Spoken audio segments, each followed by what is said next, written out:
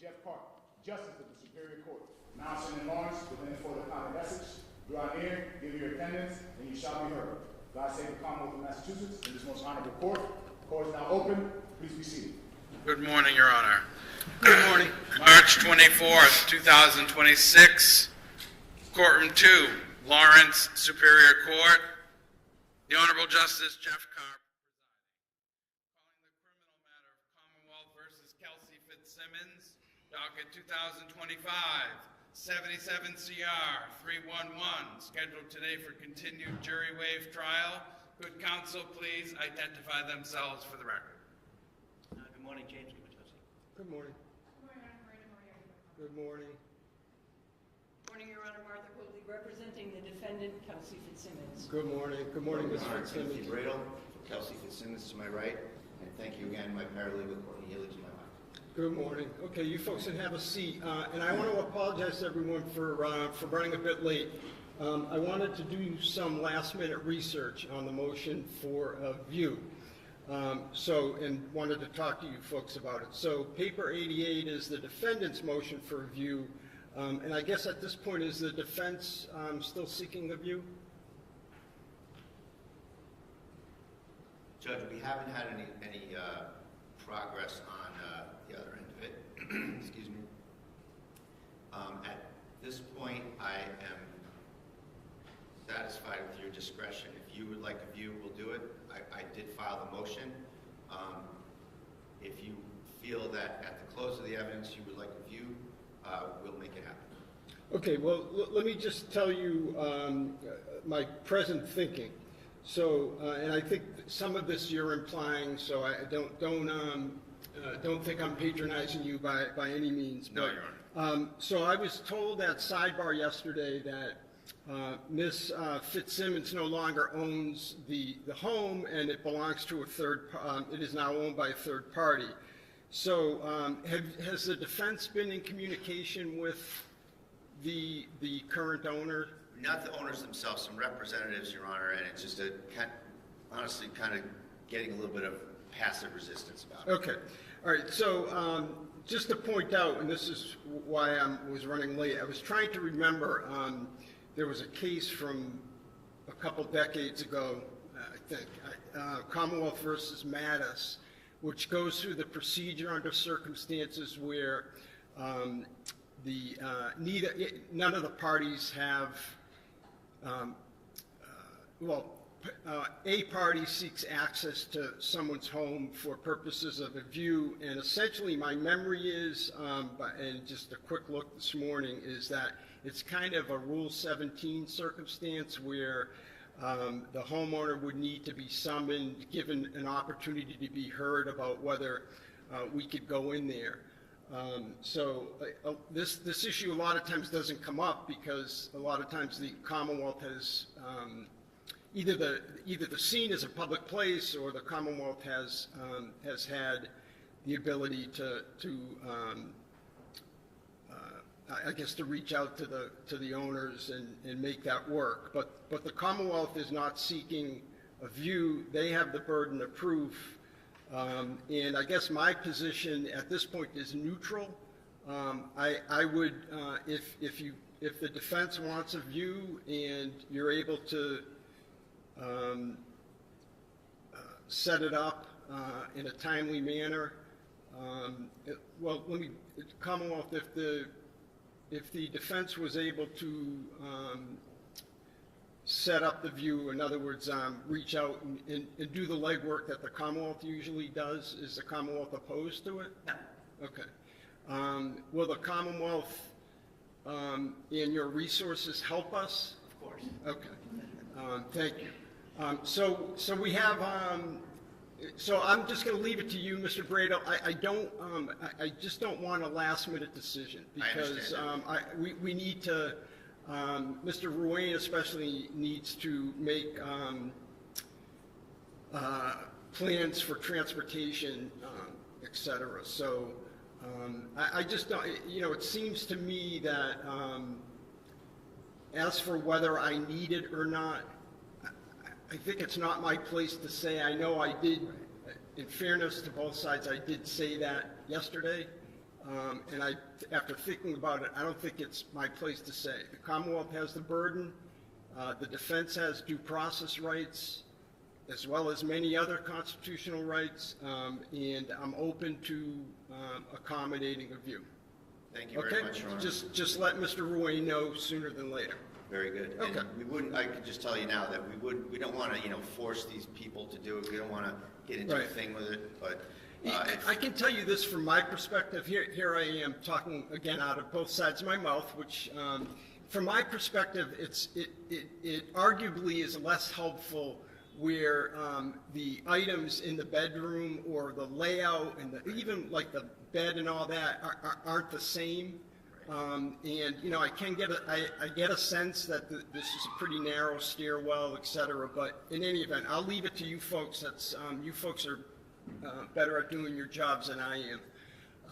we'll take one more, we'll reach out one more time, see where it goes, Okay. and we'll advise the court by the end of the day. Okay, no Thank you. problem, no problem at all. And other than that, I think we left off with Officer Noonan. I'm sorry, were you going to say something? No, I just had two more questions for him, and then For him, okay, all right, that's fine. So we left off, we're near the end of direct examination of Officer Noonan. He can be recalled.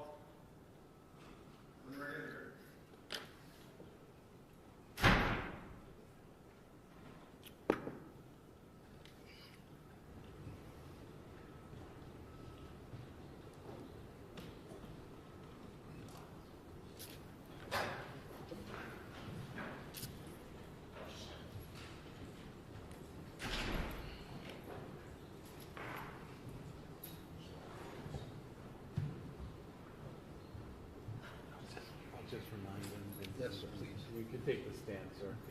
Good morning, Just sir. reminding you that you're still under oath from yesterday. Yes, sir. Good morning, sir. Good morning. All set, Mr. Gubertosi? thank you. Sir, I just had a couple more questions for you. The firearm that you used on the 30th, what happened to it after you left the residence?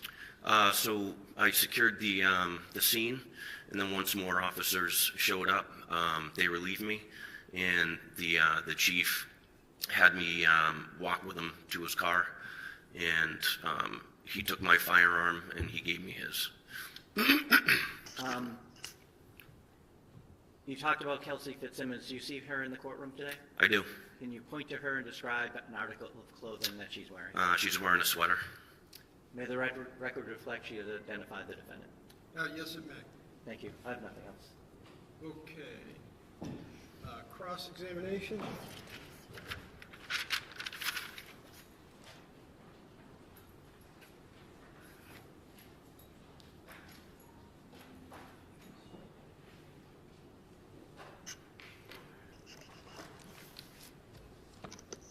May I inquire, Your Honor? Yes, please. Thank you. Good morning, sir. Morning. Before we get into the case, I'm looking at your glasses. Are those glasses AI recording type glasses? No, Okay, so you're not recording anything right now? absolutely not. Okay. Let's go to June 30th at Kelsey Fitzsimmons' house. What time did you get there? I think right around 6 or 5:30, 6 o'clock. The upshot of that visit was that when you got there, you didn't secure the firearms, did you? No, we didn't. And you, collectively, meaning the three of you, you brought the guy getting the restraining order to the person he claims he's in fear of, correct? I wasn't aware that Justin was en route. That was Lieutenant Daly when he made arrangements with Justin. So you're saying that Allen. was, sorry, finish your answer. Justin I. Allen. That was that was not your part of this incident? No, it wasn't. Okay, and you're saying that, oh, sorry. Excuse me one moment. One moment.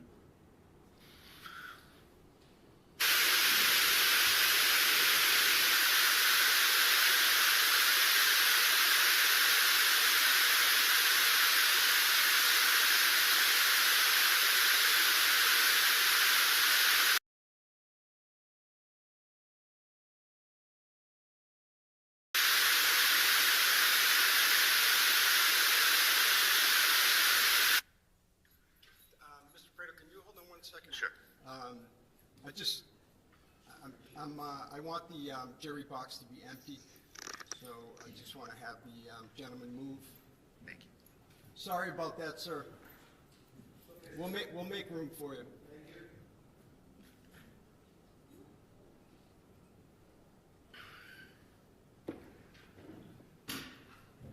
And just 1 second, Mr. Brado. All set, Mr. Brado. I'm sorry to interrupt you. No problem, Your Honor. Thank you. So, when did you become aware that Justin Elaine was coming to the house? I wasn't aware. Did you see him at all when you were there? No. You were aware that he came in and was walking around the house? No. You were not? No. You go upstairs with Kelsey and with Officer Houston, correct? Yep. Officer Houston leaves to see who's coming in downstairs? There was an older woman that was causing a scene with Lieutenant Daly, and The question was, did Houston go downstairs? he did, to mitigate what was going on downstairs, is what my belief was. Okay. And you were with Kelsey when she had gone into her bedroom, correct? Yes. Then you went down the stairs to see what was going on. No, You took some steps down the stairs, didn't you? I did not. Your testimony is that you stayed on that landing? Yes. Okay. Isn't it true you left Kelsey alone in that room for a period of time? No. Okay. You're serving an order on someone who's your colleague, correct? Correct. It's fair to say that this restraining order service isn't exactly going by the book, is it? And from my past experience, it is. Well, the guns are floating around out there. Actually, Kelsey had stated the guns were downstairs in the basement in the safe. I didn't ask you what she stated, did I? Continue. Thank you. So, the guns are still floating around. You're serving a colleague. The guy comes to the house who's got the order. It's fair to say this isn't exactly a garden variety service of a restraining order, is it? That's inaccurate. It's inaccurate? Yes. Okay. And this is just another day for you? No, it's not. So, in fact, you were working, right? Mm-hmm. Yes. You get a call from Houston. Yes. He tells you what the plan is, correct? Yes, he said that, I didn't ask you what he said. okay. He told you what the plan is, correct? No. He asked me to meet up with him. He told you that Kelsey's ex-fiancée got a restraining order and that you had to serve it, get her firearms, and get the baby, didn't he? Not on the phone, no. And you said to Houston on the phone, whatever he said to you, your answer was, sounds good, right? No. That's not what you said. I don't remember what I said to him. Okay. Well, that's what you told the grand jury, isn't it? Objection. Okay, overall, Misstating what he told the grand jury. well, you can restate during redirect. We'll get to all that, Your Honor. We'll circle back And I on all prefer this. that both sides show a witness what they're referring to when they're trying to I impute will, it. Your Honor. Thank you.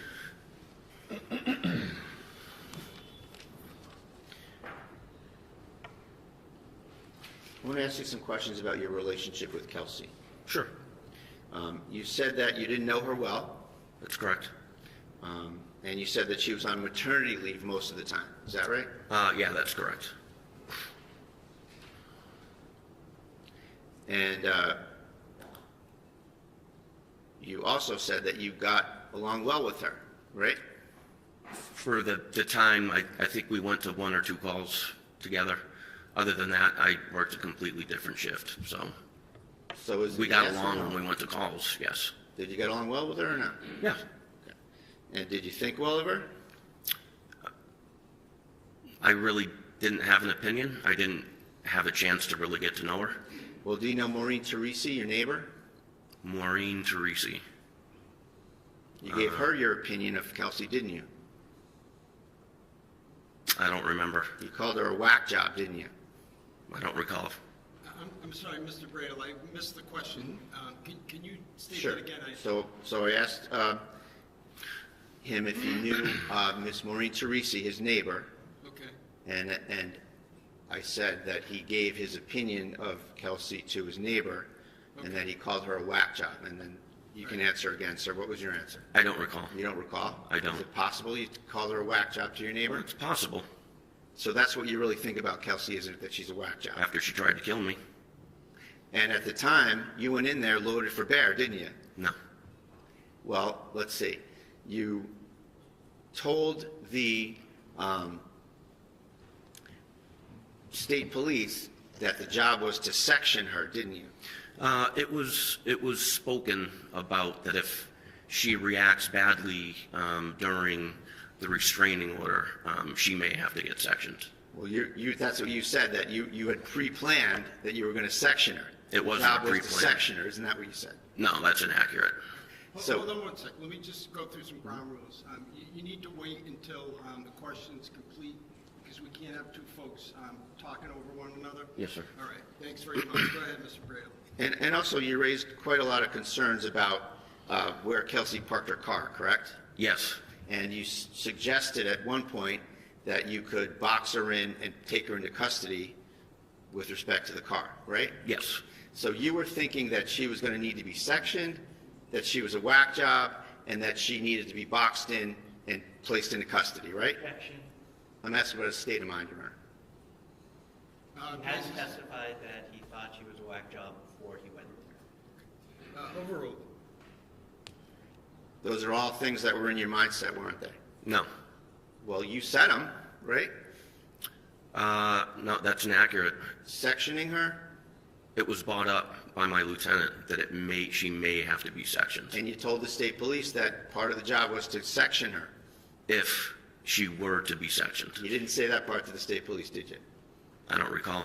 Okay, well, we'll go over all this, don't worry. Okay. And so, with respect to the car, you testified in such a manner that you're suggesting that there was some suspicion attached to that, right? Can you rephrase? Yeah, you're suspicious of the fact that she parked the car 150 yards away, you said. Yes. So, your mindset is that she's evading something or she's up to something? Well, in my training and experience, the distance of where she parked her car from her house and having a baby, and also her behavior in the past where her car was always parked in the driveway, was... So you didn't know her very well. I knew where she lived, and I patrol the town, so I have to drive by her house. So she parks in the school next to her house. Yes. What are you thinking she's going to do? I don't know. I don't know what her mindset was. So you're speculating about any suspicion that's attached to that parking job, right? I was just suspicious about that. So she's in the house. You Yes. know she's in the house. No, I don't. You go to the house. You knock on the door. Daly knocks on the door. She comes out like a regular mom, Yes. holding the baby, wearing sweats, hair's probably in a ponytail, opens the door, Yes. right? So at that point, do you let go of your suspicions about where she parked the car? I was still curious as to why she parked her car over 150 yards away. Well, you're looking at it through your own lens as an investigator. Isn't it possible that there's 100 other possibilities in her life that maybe she parked there for some other reason? Could be. I don't know. Again, I don't know what her mindset was. So you go in there, and you are the only officer who has tactical gloves on when you go in there, correct? They're neoprene gloves, yes. So you're ready for anything, right? It's past practice with me after working in Lawrence for so long. I tend to glove up for sanitary reasons. I knew we were going to have to handle her firearms, so I didn't want to get any of my prints or anything on them. But you said you took them off fairly quickly when you got in there. Yes. And at what point did you take them off? Right before she handed me the baby. So you hadn't yet touched the firearms, and you took them off. So that plan about not getting your prints on the firearms didn't pan out, did it? I didn't want to hold the baby with those gloves. They're pretty dirty. And while we're talking about holding the baby, it's fair to say that Kelsey Fitzsimmons, with 3 cops standing there, had her baby, and she's the one that chose to give it to you. Isn't Yes. that right? You didn't ask for it. Daly didn't order her to give it to you. She, with whatever her mindset was, chose you to take her baby. Isn't that right? That's correct. And she chose you to take a bottle and feed her baby, right? That's correct. And then this is 5 minutes before you say she tries to murder you, right? That's correct. Okay. Now, you said that you felt that the baby couldn't be comfortable because you had your vest on. So it wasn't comfortable, and you wanted to give the baby off to someone else, right? That's correct. A fair statement? Yes. Okay. Well, that's not what you said prior, is it? Well, I like to have my hands free as well. I don't like my hands tied up. That's what you said the last time, right? That when you spoke with the state police, that you didn't like having anything in your hands, and it was really a tactical reason why you gave the baby up, right? No, it wasn't tactical. I just didn't want to be holding the baby. Isn't it tactical that you want to have your hands free to deal with anything you have to deal with at this? I want to have my hands free on every call. What's that I wrong go with the to. word tactical? Why isn't that tactical? Can you rephrase that?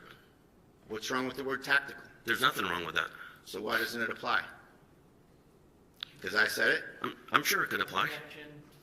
I'll strike that, Your Honor.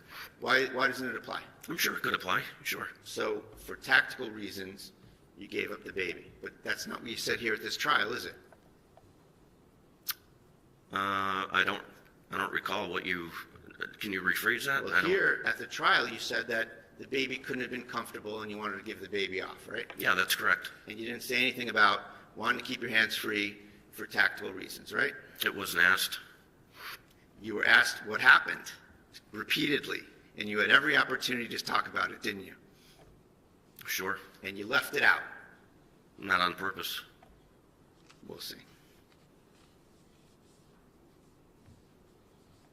Mr. Brado, comment like that isn't helpful, please. Sorry, Your Honor, motion to strike. You're moving to strike your own comment? I am. It's allowed. And that's very forthright of you.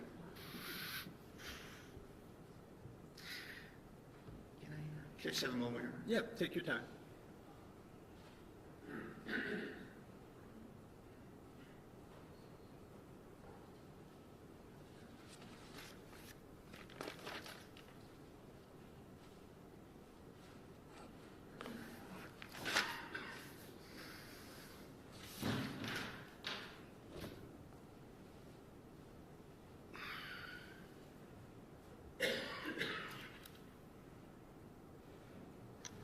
I want to ask you something about your grand jury testimony that we alluded to.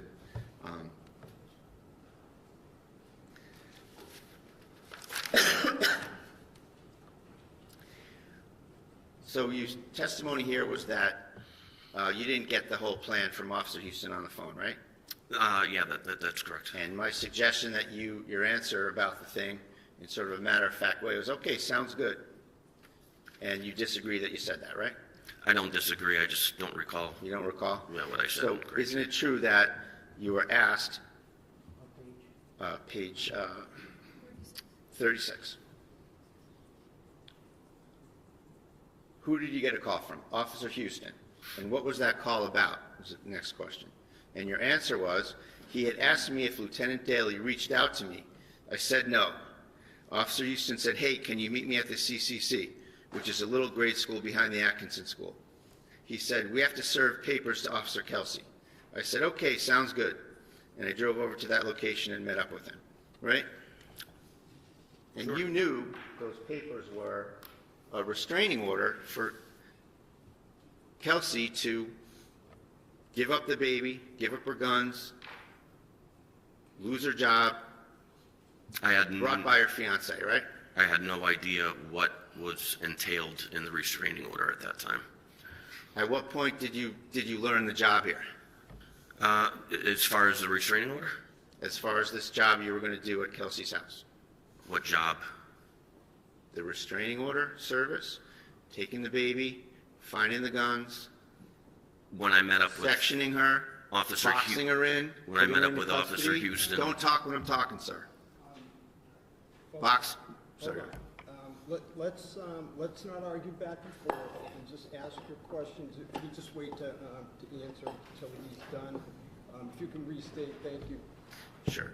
So you asked me what the job was. So my suggestion is that the job is serving the restraining order, going to get the baby, finding the guns. You thought about boxing her in and taking her into custody. You thought about sectioning her. That job. when I met up with Officer Houston behind the CCC. And at that point, you knew what you were getting into, right? After he explained what was going on, and we were pretty shocked.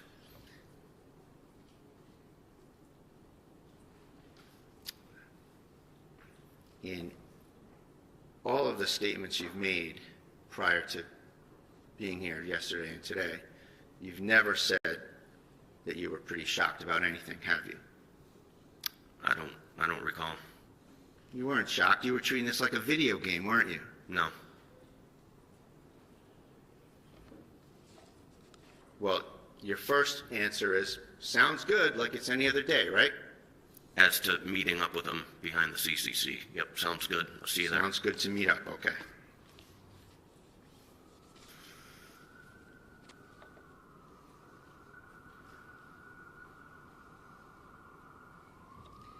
Let's talk about the bedroom and the shots that you fired. Here in court, you said that those shots were in rapid fire. Rapid succession, yes. Okay. And like a boom boom? Yes. Okay.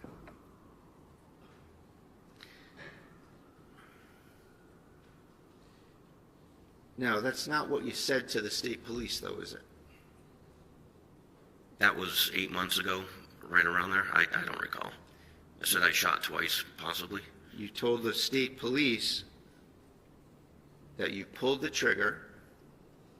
This is 1232 in the audio. You told the police that you pulled the trigger once. You said the word once. And then you said, I kept giving commands. And then you said, I pulled the trigger again. That's a completely different scenario than 2 shots in rapid succession, isn't it? As far as the time frame, I was trying to recall the event as best as possible. But, rapid succession, you pull the trigger, pull it again. Yes, I pulled it twice.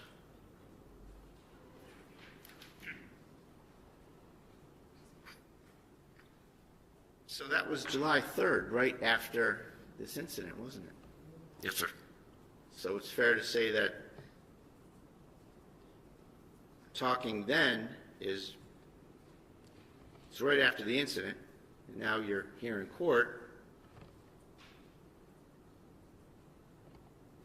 Both of those propositions can't be true, can they?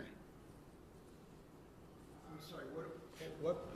The proposition, I'll rephrase it here. The proposition that you said here in court, that you made 2 shots in rapid succession, Yes. and what you said on July 3rd, 1 shot, giving some commands, another shot, both of those things can't be true, can they? They can be true. They can be true. Yes. So rapid succession, and then what? You talk really fast? before the second shot? Oh, I was given commands. Don't do it, don't do it. I'm asking you about this particular passage, this particular thing. Here you said you made 2 shots in rapid succession. Yes. You painted a different picture on July 3rd, didn't you? No. You shot, you gave commands, and then you shot again. That's the How can truth. that be rapid succession? Because that's how it went in rapid succession. You just agreed with me that it was a boom boom. Yes. So where's the time for the commands between the shots? As I'm yelling them. Well, that's not what you said. You said you pulled the trigger once. I kept giving commands. I pulled the trigger again. Yes. So they're 2 different assertions, aren't they? No. Okay.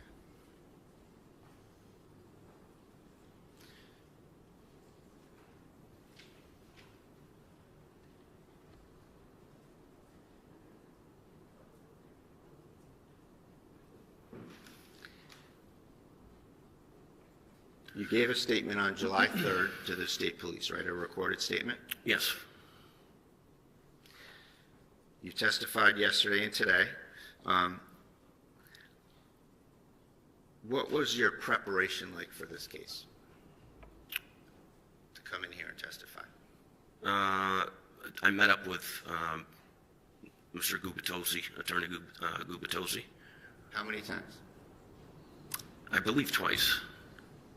And when when were those meetings? One was recently, I think last Thursday, and the one before, I can't remember. And when did you start prepping your testimony? On this past Thursday. Well, you probably started prepping your testimony about 5 minutes after the shooting, didn't you? No. When was the first time you were questioned about what happened? I think July 3rd. So everyone left you alone until July 3rd? Yes.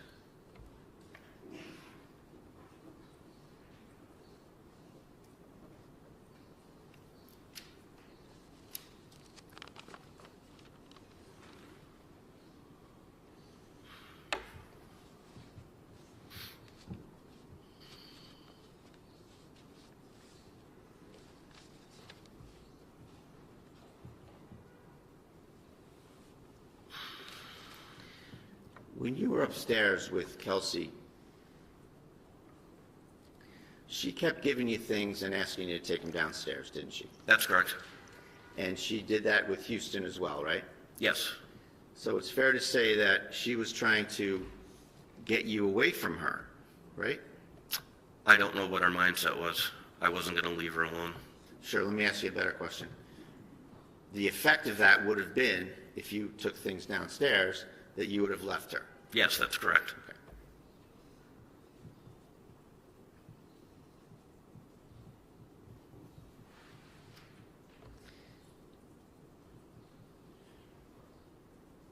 That's not consistent with her trying to kill you, is it?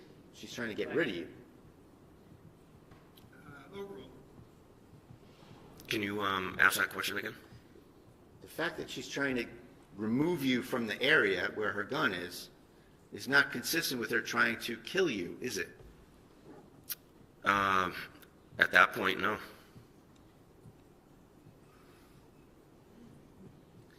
So let's get into the incident here, what you say happened. You say that Kelsey went into her bedroom after being in the baby's room, correct? Yes. She, you don't go in the room, right? No, I stayed at the very top of the stairs, right before the door frame. So it's fair to say you're on the landing, the top of the stairs, looking into the room. That's correct. And the room's got a lot of furniture in it, a lot of things everywhere, right? Yes. So you say that Kelsey has a change in her demeanor, right? Yes. She starts to shake and get upset, shaking uncontrollably, you said, right? Yes.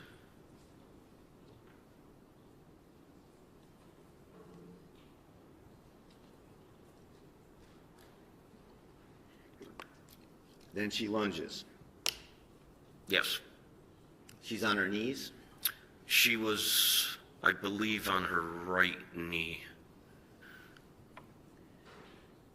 You said that she pushed off her left leg and lunged, right? Yes.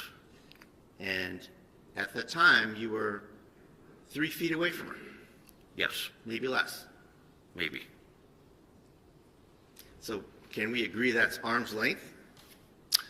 She was a little further away than arm's length, I would say. So arm's length if you reach over, maybe. How about that? Yes. And your testimony is that she lunges over and obtains a gun, Yes. right? And she assumes a certain stance. Can you elaborate? Well, you were there. What stance did she assume? She pointed a gun at my face and pulled the trigger. And yesterday, when you were being questioned, you assumed a two-handed stance to show that, didn't you? That's correct. And what do you call that kind of a stance? I don't know. Is that like a modified Weaver stance? Yes. So she assumes a modified Weaver stance. Can you stand up and Sorry, what was a that? modified Weaver stance? Weaver? That's just what it's called. Okay.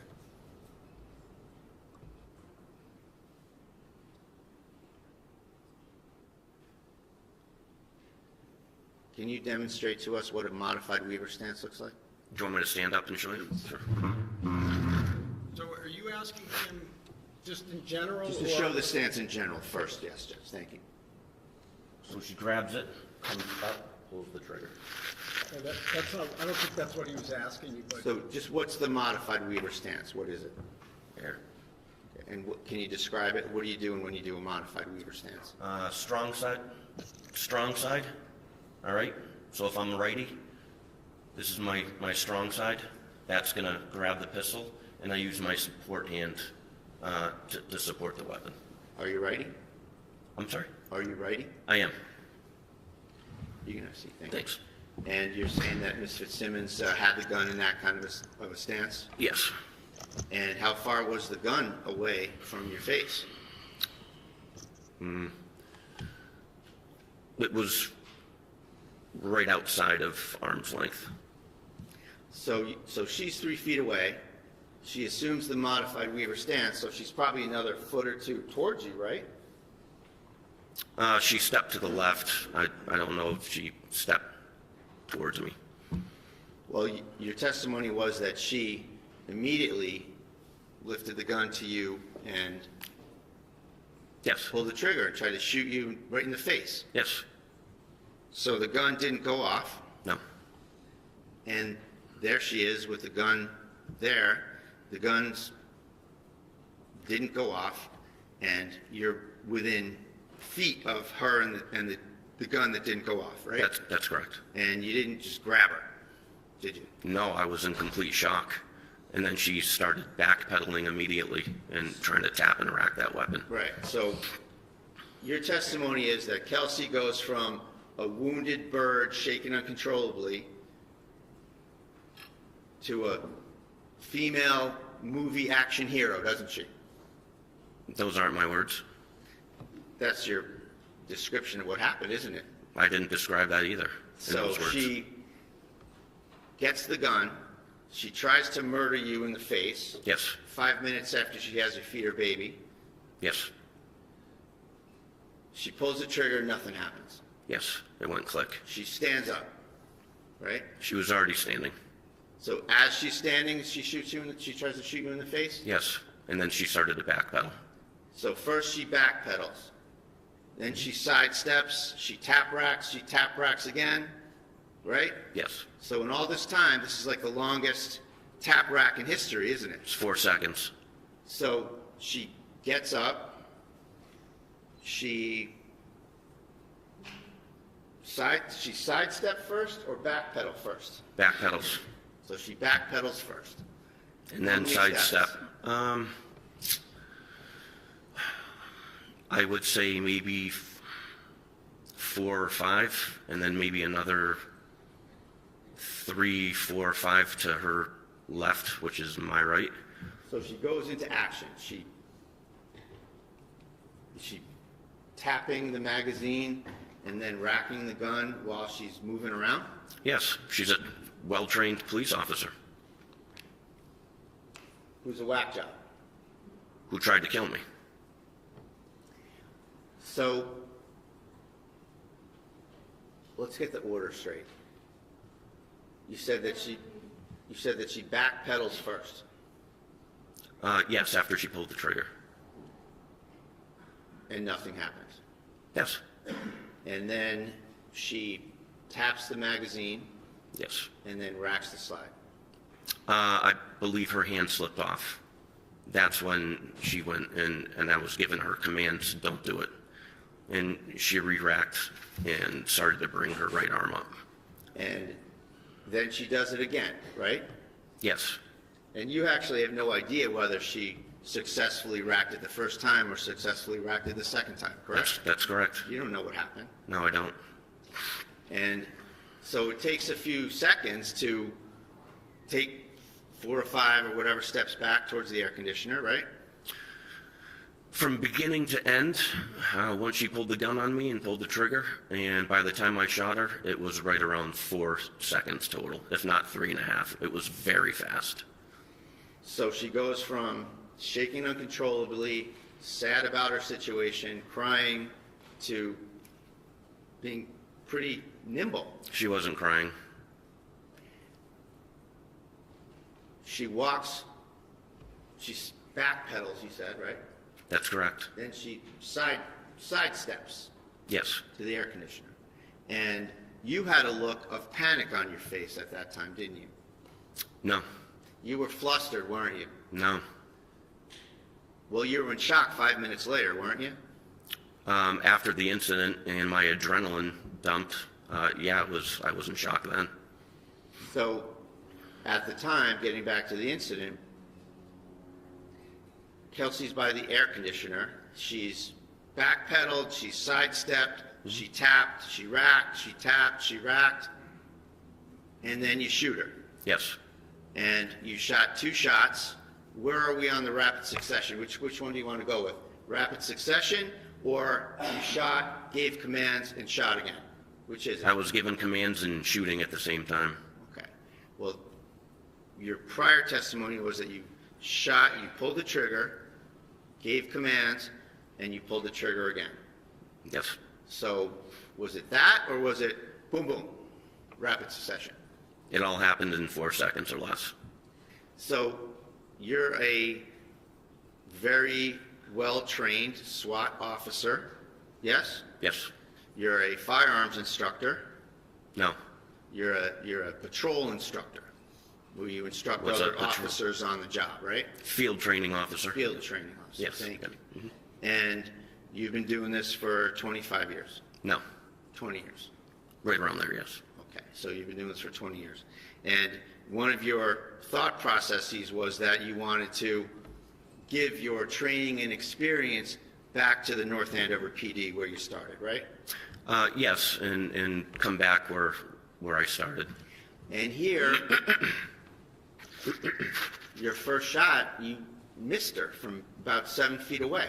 I did. It was longer than 7 feet. It was at that point about 15 feet, 15 feet. I would say. Do you have any measurements on this? No, but if you remove the bed and you were to walk diagonal from where I shot, it was probably around 15. So the first shot you missed her and you hit the air conditioner. Is that right? Or do you I know? didn't know where it went. Okay. And the fact is that we have only one spent projectile in this case, right? I'm sorry? We only have one spent projectile in this case, correct? I don't know what state police collected. You weren't curious as to any of the paperwork or anything that happened in the case? I believe they told me that there was one on the bed and one on the floor, I think. But I don't know where that one projectile comes from. Did you know that there was one in the curtain next to the air conditioner? No. Have you looked at any photos from this at all? Some, yes. You didn't know that? Nope. May I approach her? Yes. Just a photo. Yes.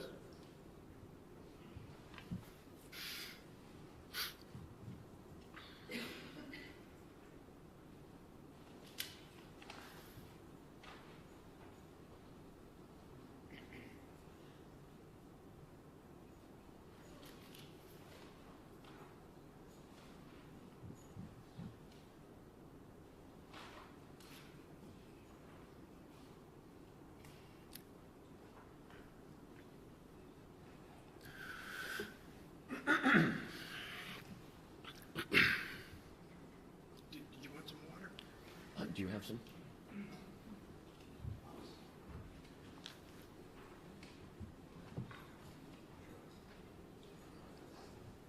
Thank you, sir. We'll get it for you. All right, I appreciate it.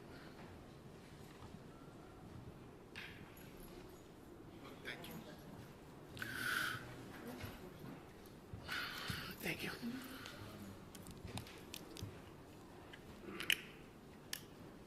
I'm going to show you for the record, Exhibit 49, sir. See that? Yes, that's the entrance to her bedroom. And is that a fair and accurate depiction of kind of the stuff that was there at the time? I didn't see any of that at the time because I was facing forward. That's a completely different angle. Well, that's the area where you say that she lunged to, right? There, yes, that would have been my left. Yep. Now, at some point, there was a safe there, wasn't there? A green safe. I have no idea what was there. Didn't you speak with Officer Core at the scene? Yes, I did. And Officer Core, you said that you ordered him to do something. You remember that? I did. You ordered him to take the gun and get it out of there? Secure it. And what were you doing at the time you ordered him to do that? Rendering aid to Kelsey Fitzsimmons. So you're over by the bed. He would have had to go in that area to get the firearm and secure it, right? So I placed the firearm. You can't see the right side of the door frame. So if you were to walk into that bedroom and look right, there's some sort of I don't know, nightstand or something. I put the weapon right there.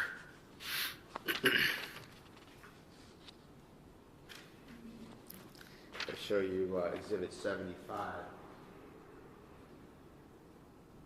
Is this the... Oh, it's the white. Yes, that's it. Is that where you put the firearm? On top of that. Now, let's I'm just sorry, go... that's exhibit what? 75, Your Honor. Thank you. So, let's talk about who touched the firearm. So Daly picks up the firearm, right? Yes. And the firearm was under Kelsey's leg, correct? I don't know where it was. I was covering down. I know he flipped her over and found the weapon.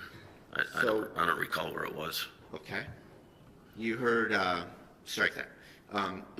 So, your testimony is that Kelsey's racking the gun, sidestepping, backpedaling, tap rack, and at some point she points the gun at you, right? Her arm started to come up towards me. Okay. So it's fair to say that she's back again, like we said earlier. She's starting to do this, right? No Weaver stance. Okay, so one hand. It was. Is that the FBI crouch? What do you call that? Is that A one-handed. okay? It's not called the FBI crouch? I've never heard that term. Okay. So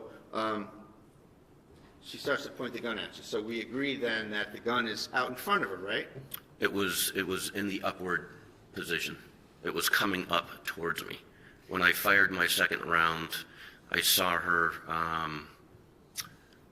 kind of buckle, and she lowered her weapon, and I stopped shooting, and then she went to the ground.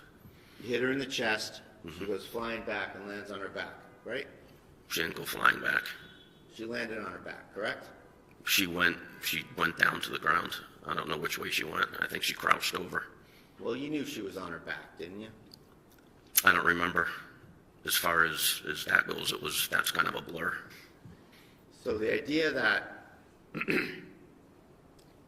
she's got the gun out in front of her, she falls on her back. If the gun's underneath her, is this some sort of a magic gun? I don't know where you're getting at. Doesn't it make sense that if the gun is out here and she receives a force of a 9mm bullet pushing her back this way, how does the gun get all the way behind her and under her leg? I have no idea. It's the way she fell. So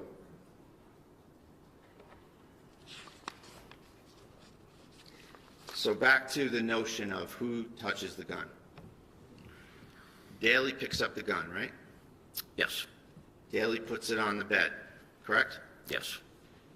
And you don't like that. I don't. It's too close to her. Okay. Well, she's sitting there with a gunshot wound to her chest with you there and Daly there. Isn't that fair to say? Yes. So then you touch the gun, right? I do. And then you move it to the white shelf, bookshelf. Yes. And then Core arrives. And Yes. then you tell Core to grab the gun and secure it, right? I do. And then Core has it. Does he take it into the hallway? Maybe. I remember just focusing my attention on Kelsey. Sure, understandable. So you're focusing on Kelsey and you're giving her first aid. Yes. Well, Lieutenant Daly was starting to work on her. Well, is it fair to say that at first you still had your gun on her, but then you helped with the first aid? Yes. Okay. Afterwards. So that was your primary focus, was once you felt that she was not a threat to you on your testimony,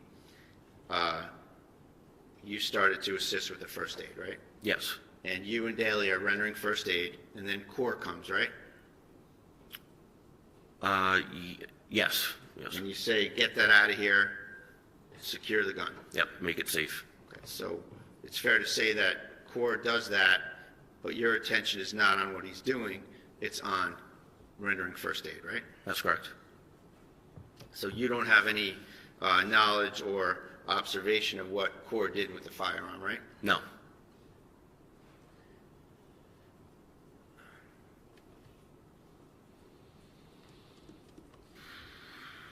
At some point, are you aware that Core takes the green safe and the firearm out into the hallway? I didn't see him do any of that.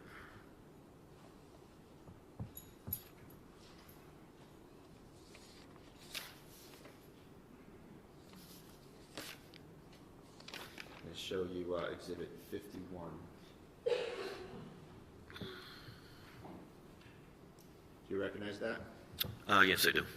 So Exhibit 51 is the left side of the door frame where you say that Kelsey lunged, right?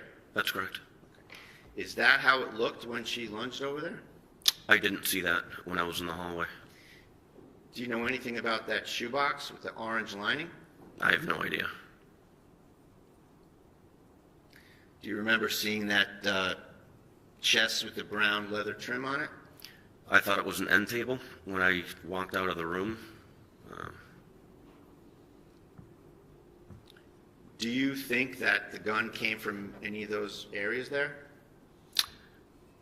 With how quick she grabbed it, I think it came from that box, but I don't know.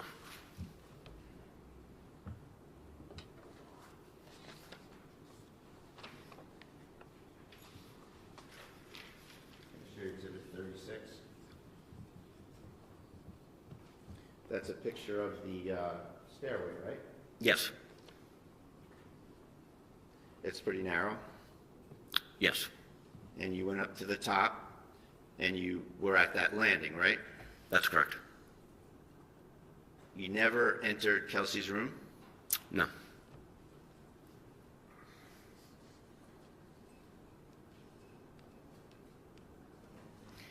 So you said that you were shocked that Kelsey was quickly grabbing a gun and putting it in your face? Yeah, absolutely. And you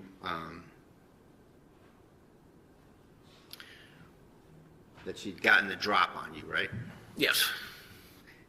And at that point, you feared for your life, you say, right? Absolutely.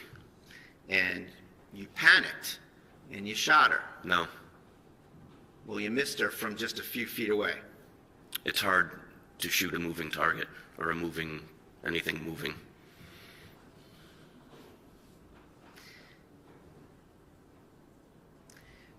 Are you aware of the Post Commission? Yes. And you know that the Post Commission has issued regulations that are in the Code of Massachusetts Regulations. Yes. And you know that it's prohibited to use deadly force on a person who is exhibiting a danger only to themselves. Absolutely. And you knew that on June 30th, 2025, didn't you? I've known that since I graduated the police academy in 2006, or even before. Right. And you went in there thinking that Kelsey was dangerous and had guns and you might get into it, right? That's inaccurate. And that's why you had your gloves on, isn't it? No. You were ready to get wet. No. I'm sorry, ready to get what? Get wet, Your Honor.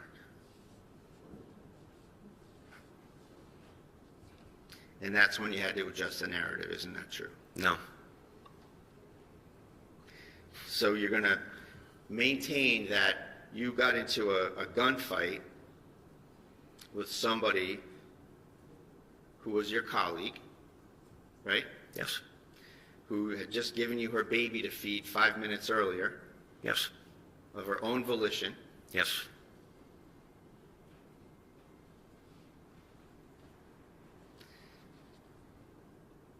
She developed some sort of a homicidal animus towards you for what Justin Elaine just did to her, right?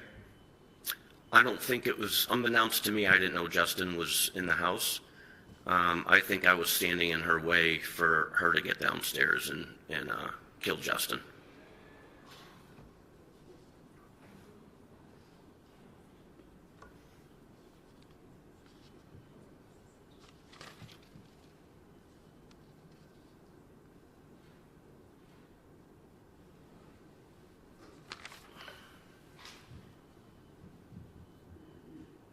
I assume this is in hindsight. Hindsight, yep.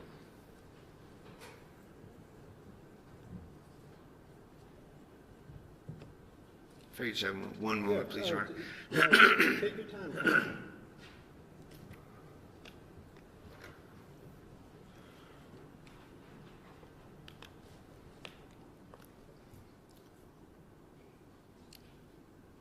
Did you have a taser? I did. Did you think maybe to use the taser when she pulled the trigger and the gun didn't go off? No. You meet deadly force with deadly force. She's 3 feet away from you? Yes. Could have just grabbed her, couldn't you? No.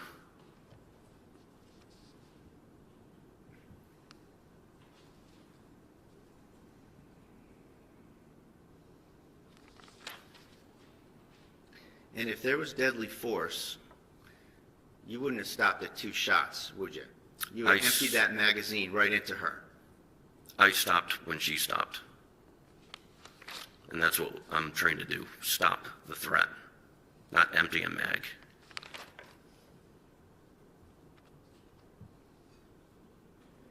What were some of the things that she asked you to bring downstairs?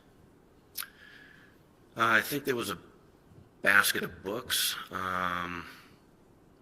and I believe some clothes. I think she put them in a car seat. What did you say to her when she asked you to bring them downstairs? I said, we'll deal with that later, and I put them down.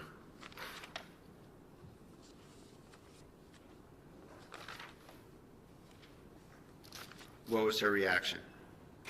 She just kept packing stuff.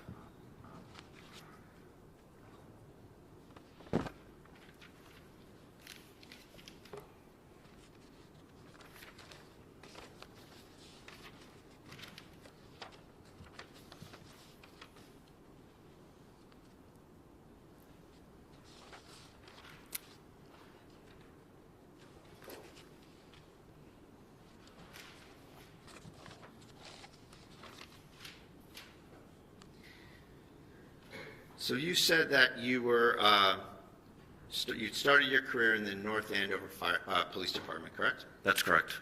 And you left for the Lawrence Police Department in what year? 2011. And then you were on the SWAT team from 2019 to 2024, correct? That's correct. And that you left North Andover to get a faster pace, right? Uh, What do you mean by a faster pace? Busier. Are you talking about when I left North Andover to go to Lawrence, or? Yes. A busier atmosphere. More action. More calls for service. More what, I'm sorry? Calls for service. Calls for service.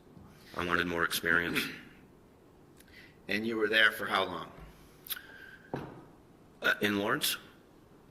Yeah. From 2011 to 2024. 2024, you go back to North Andover, correct? Yes. And you said that you wanted to bring your training and experience back to where it all started, right? Yes. Meaning you wanted to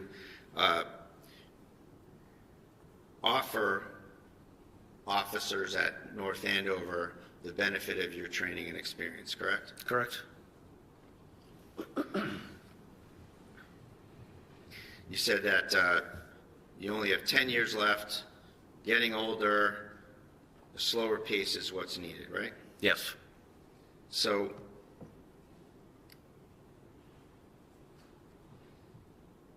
is it fair to say that the stress of a busy urban department was getting to you? No. Well, you did tell Kelsey that you had PTSD, didn't you? Absolutely not.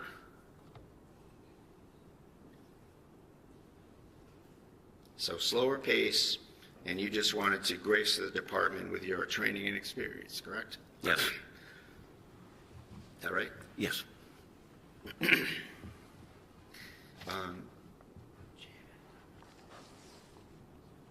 Judge, I told counsel that I would ask for a sidebar before the next topic. Sure.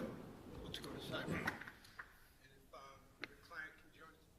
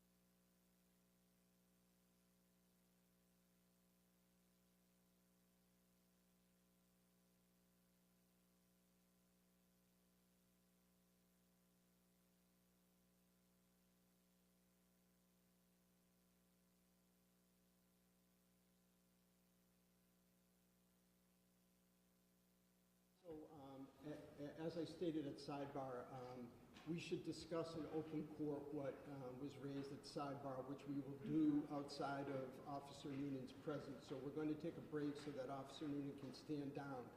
In the meantime, I want to direct this to the folks, the audience members.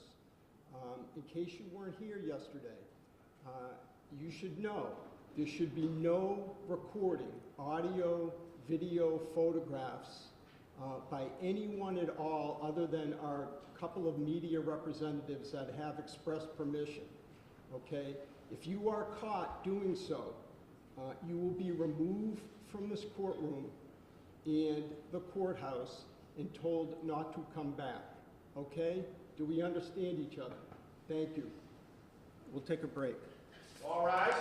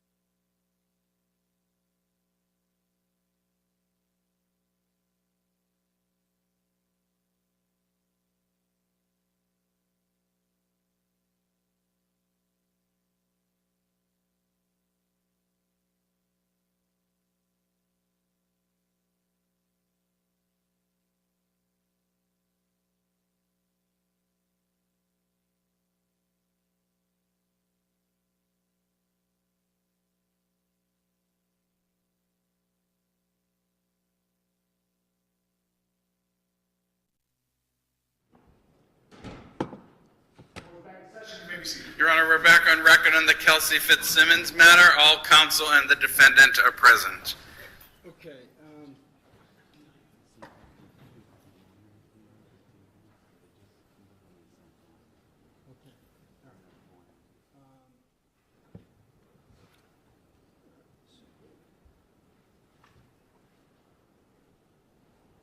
All right. Just for the record, Officer Noonan is not in the courtroom, correct? No, Okay. Mr. Brado, do you have additional counsel sitting with you? Judge, yes, thank you. I wanted to introduce Ryan Leonard and Julie Hess. They're attorneys that are working with us in the probate court. And I wanted to ask if it'd be all right if they were up here because they've been assisting us with various factual matters. Would that be all right with the court if they sit here? Commonwealth, you take a position? No, but if they file appearances in this case. Yeah, I think you'll have to file these limited appearances for the day. That's fine. And let me just let me get your names.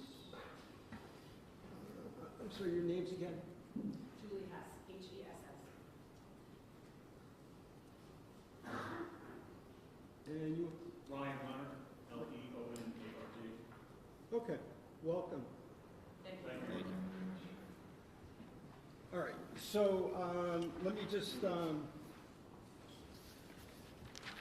discuss what we were, or just raise what we were discussing at sidebar. So Mr. Brado came to sidebar, asked for permission to explore three areas on his cross of Officer Noonan.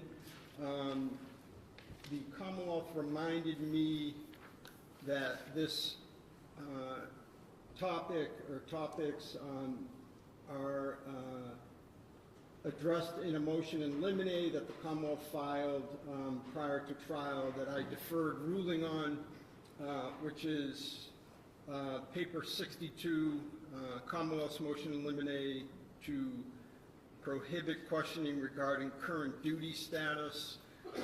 Mr. Brado, let me just start by paraphrasing what I think the three areas are. Yes, sir. And then you can tell me. You wish to explore three areas on cross with Officer Newman on the grounds that the areas could show or do show that he was offered promises, inducements, or rewards for his testimony, right? Correct. That's the theory. Yep. The first being, generally speaking, that he was not drug tested after the shooting. Is that what you're saying? That's Okay. right, Your Honor.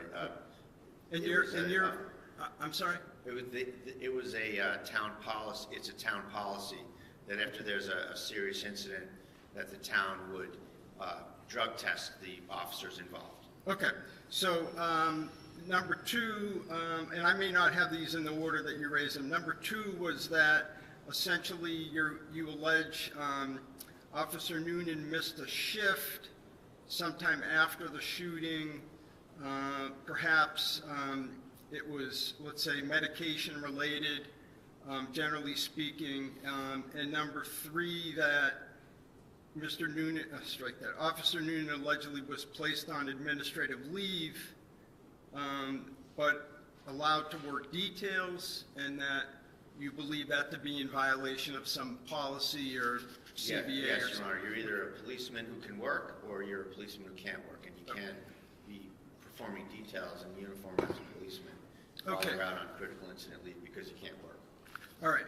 So generally speaking, we did address some of this pre-trial in the sense that there was a Rule 17 motion, or motions, right, by the defense to get Officer Noonan's IAD files from Lawrence and North Andover PDs, which I believe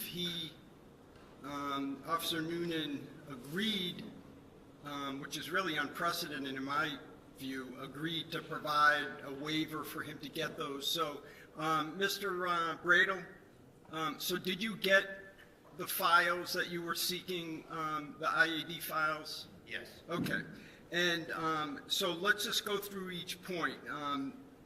The first point about the alleged, well, let me say this, is I stand by what I said. The Commonwealth argues that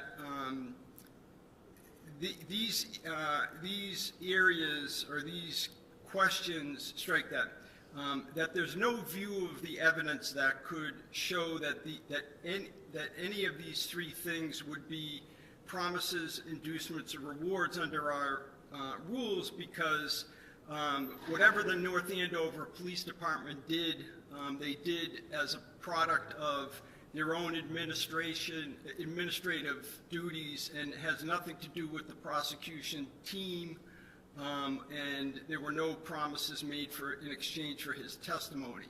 So I'm sure that Ms. Moriarty could articulate that much better than I did, but let me try to cut to the chase. I agree with the Commonwealth, as I said before at the Rule 17 hearing, but I think arguably, and I want to hear you folks, that they could be asked, again, I need to drill down more, but they could be asked to show some kind of bias in the sense that North Andover Police, let's say, allegedly and Officer Noonan are trying to curry favor with one another in lieu of their in lieu of his testimony here. Okay, let's just say arguably for a moment. But let's just go back now, Mr. Brado. What's your basis for saying that, for alleging that he wasn't drug tested and that there's some policy, or does the Commonwealth concede? The Commonwealth concedes he wasn't drug tested, but that the Commonwealth's position is that that's not a policy, that there's no violation of any policy, because the collective bargaining unit policy trumps the general personnel policy of the city. And so, in that way, there's no potential promise reward. Can I put something else? Yeah, please. I didn't write in my paper as I was doing it. I think, again, this goes to promises, rewards, or inducements. Officer Noonan provided grand jury testimony and a recorded interview to the Commonwealth days and then in August. And all of these incidents happened well subsequent to that. I understand. And there's no claim that Officer Noonan has substantially changed his testimony from what he stated in grand jury or what he told the police on July 3rd. So again, there's no plausible showing of consideration in exchange for his testimony that has been remarkably consistent since July 3rd. Okay. What do you say to Is that? remarkably consistent? Yes. Okay. So I don't think that's really the issue right here. No, it is, because the Commonwealth raises a good point. So even on Take a even crack on at well, the even other on, side of it. No, even on my theory, and just give me a moment. Sure. Even on my theory that arguably, let's say that each side, again, not the Essex DA's office or the prosecution team under Rule 14, but let's say the police department and Officer Noonan are trying to curry favor with one another. Ms. Moriarty does make a valid point that there still needs to be some showing that he's changed his story. Sure. I know that's a familiar topic that we all use in this area. Oh, they didn't change their testimony. That's not this, and here's why. This is a reward. It's after the fact. They're giving him rewards for his cooperation to keep him happy, so he does well, so he's economically enriched, so he's treated nicely, and it's a reward. That's why that doesn't apply here, Judge. He is being rewarded for his continued cooperation. It's not the typical one that we often deal with. No, but let me just push back on that. So he's cooperative, but does his testimony? But he gave I think this is what I heard, is he gave a recorded statement to the state police a few days after the shooting, right? So he's being rewarded for cooperation. What, for doing his legal duty, that is, show up when he's summoned to testify in open court? I think the fact that there's a legal duty attached to someone testifying doesn't eliminate the fact that you can be rewarded for what you're doing. You can get special treatment outside the rules. And I think that just goes to the heart of cross-examination, where if someone has a rule made up just for them, that they can be a cop on a detail, but they don't have to be on the schedule because they're out on leave because they can't perform their job, that's a remarkable, unprecedented, in my research and investigation, an unprecedented accommodation. Well, is it unprecedented, or is it legally binding part of the CBA? No, it's in violation of that.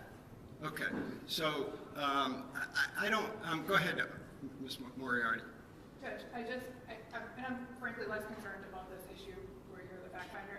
I think it's the right thing to do is to keep this as any other, as we would treat any other witness, where it doesn't matter what employment decisions North Andover Police and Officer Noonan have, that's the employment decisions, just like IA files, are not part of the prosecution team, are not part of Rule 14. North Andover couldn't promise Officer Noonan something without the approval of the district attorney's office. So I think that, again, that interplay, if there is any interplay there, has nothing to do with Officer Noonan's testimony here today. Okay, but Mr. Bradle says that this absence of drug testing was in contravention of the CBA. I don't think he hasn't brought forward the CBA. He has no good faith basis to ask these questions. Okay. All right. So, Mr. Bradle, let's move on to the second point. Your second point is that Mr. Noonan, Officer Noonan, allegedly missed a shift related to some medication. Let's leave. I don't need to know more. I mean, I know more because you've articulated at sidebar, but we don't need to rehash that. Okay. And you're saying, I think somewhere in your paperwork, that as a result of that missing the shift, I think you referred to it as AWOL, he received a written reprimand as opposed to some more significant action, adverse action. Correct? Is that generally what your theory is? Generally, yes, Your Honor, with a little more elaboration, if I could. Please. So, we've had a number of whistleblowers from the department approach us with information. And as a result of that, I will proffer to the court that I have a good faith basis to assert that... hold on a second. To assert generally what... Your sources...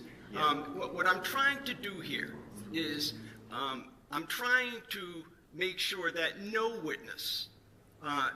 witness's reputation is attacked and destroyed for on an illegal issue that I end up denying. All right. So I'm not saying that that's the case here, but let's just say, okay, let's skip you have a good faith basis to ask this. Okay. You say you have a whistleblower, et cetera. So you're saying that this again shows what? That he's receiving favorable treatment? Rewards for his continued cooperation, Your Honor. That's correct. That it doesn't have anything to do with changing his testimony or not changing his testimony. That he's being lavished with rewards.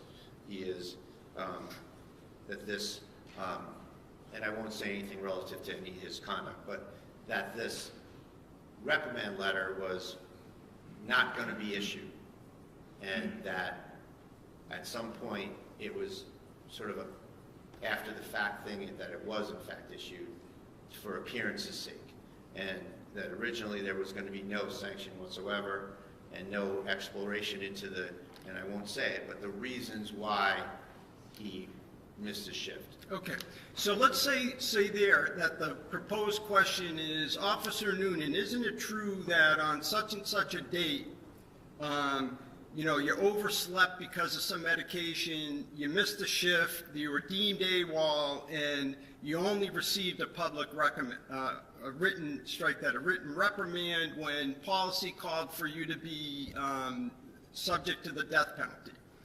And so that's the question. Right. And he says yes, no, okay. Then what?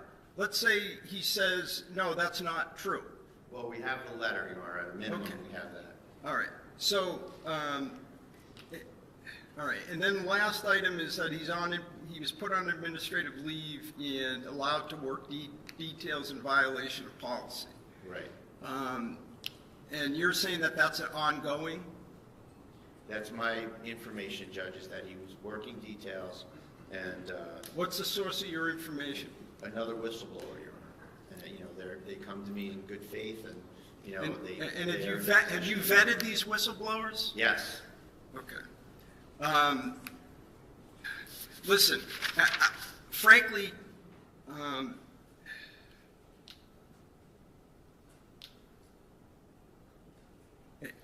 if this was a jury trial, and I realize I'm talking out of two sides of my mouth again, because I said yesterday we're going to treat this just like a jury trial. If this was a jury trial, this would be an easy decision. The decision would be not even close on your proffer, denied. The objection to this would be sustained. I'm going to allow one question each as to each of these areas. Mr. Brado, you'll accept whatever the testimony is under oath to that answer to that question. I'll just remind you, because I'm reminding you, I'm really saying this for our audience, not you personally, but I'll just remind counsel that questions of witnesses are not evidence. The evidence is their answers. So that's what will be used or could possibly be used in your closing argument. I'm going to allow one question each as to these areas, and you'll have to live with the answer that is provided under oath. Okay? Yes, Your Honor. Okay. And do you need to speak with Officer Noonan about this before he returns Commonwealth? No, Your Okay. Okay. All right. So he may resume the stand, Officer Noonan.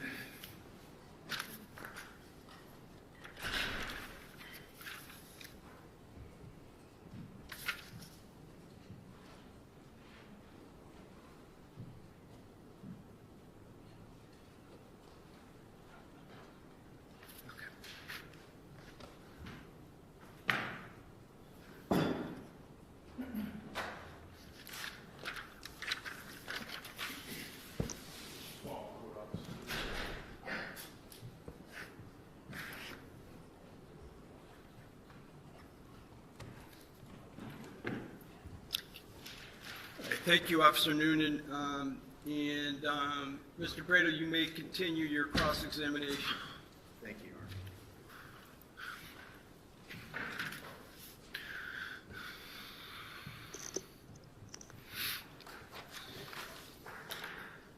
Honor. Sir, I want to ask you some questions about some of the treatment you've gotten by the North Andover Police Department since this incident. Sure. Okay. Now, after this incident, immediately after this incident, you were not drug tested by the town or the police department, correct? No. All right, and you're aware that's a policy of the town? That I don't know. You don't know the town policy? As far as the drug testing, no. Now, you also are on critical incident leave right now, or words to that effect, right? Yes. And that means that you're not able to perform the duties of a police officer for the time being, so you get put on leave, right? Yes. And yet, at the same time, you're being permitted to work as a police officer on paid details. Isn't that true? Yes, that was our union. So it's just it's a yes or no question. Yes. All right. And that is an accommodation that was made via a side, may I inquire, Your Honor, or? We've already gone past one question. Yeah, sustained. Next question. That is something that is not ordinarily permitted, is it? Sustained, no. You've gotten your answer, okay? Mr. Brado, next question. All right. Now, you also were absent without leave from a shift recently, correct? Back in January, yep. And with respect to that, there was a reprimand letter issued to you, correct? That's correct. And at first, that wasn't going to issue, was it? Let me just hear the question. What I was really expecting was one long leading question each, but that's all right, you're breaking it up. Let me just hear the question, Officer Noonan, please don't answer it until I hear it, So go ahead. The question, Judge, is that reprimand letter that appeared in your file was originally not going to issue against you, was it? All right, that's the question? Yes. Okay, and you're gonna live with the answer? Yes. All right, yes or no? If I you're have no idea. I was just called in one day to sign it. Okay, So I have no idea if it was or was not. all right, so, Okay, that's all I have then, Your Honor. Okay, all right. Thank you. In that area, you're not done with cross? Right, I'm assuming that you're... In that area, right, All in thank you. terms of rewards, Judge, yes, that's all I Thank you. have. Now, I want to circle back on a couple of things. You gave a recorded statement to the state police on July 3rd, correct? Yes. And we talked back and forth about your belief or your expressed intent to section her, and you said that wasn't the case, right? Can you ask that again? Yeah, you said that there was discussion about sectioning her, but that wasn't your thought process, or you didn't know about her or whatever, right? When we discussed it, behind the school, it was brought up that she may not take this well, she may have to get sectioned. She was sectioned prior, so. So here you're saying that it was a speculative possibility, is that fair to say? It could have been a possibility depending on how she took the restraining order, respectfully. Judge, if I may, I'd like to play a recording from the state police interview from July 3rd. For impeachment purposes? Yes. All right, any objection? Okay, sure. We should probably, we need to mark it for ID at least, unless you're seeking to admit it, but let's take it a step. I'm just I'd be playing a prior inconsistent statement, Judge, for. Okay, so we're gonna have to mark it for ID. I don't know, do you have a mechanism to be able to do that? Is it on a thumb drive or something that can be marked?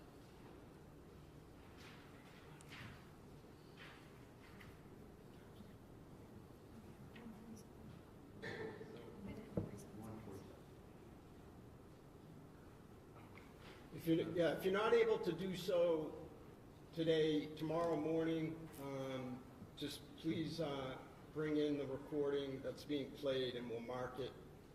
Certainly. Okay? All right. Fiance had just taken out a restraining order, and we were there to serve it, confiscate her firearms, and then we were going to section her. So that's what you said on July 3rd, that we were going to section her, right? Yes. So at the time, you had it in your head that she was someone who needed to be sectioned, right? If that's what I said in the statement, then yes. In other words, somebody who was mentally ill and a danger to themselves or others, right? Yes. And that never panned out, right? No, it didn't, Because she was shot in the chest and went to the hospital for 53 days, right? because she tried to kill me.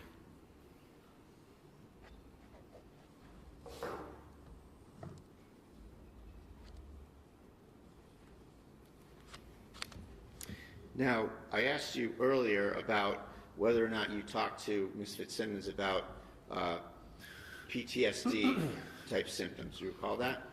No, I don't. You recall me asking you? Oh, you here asking, today? yes.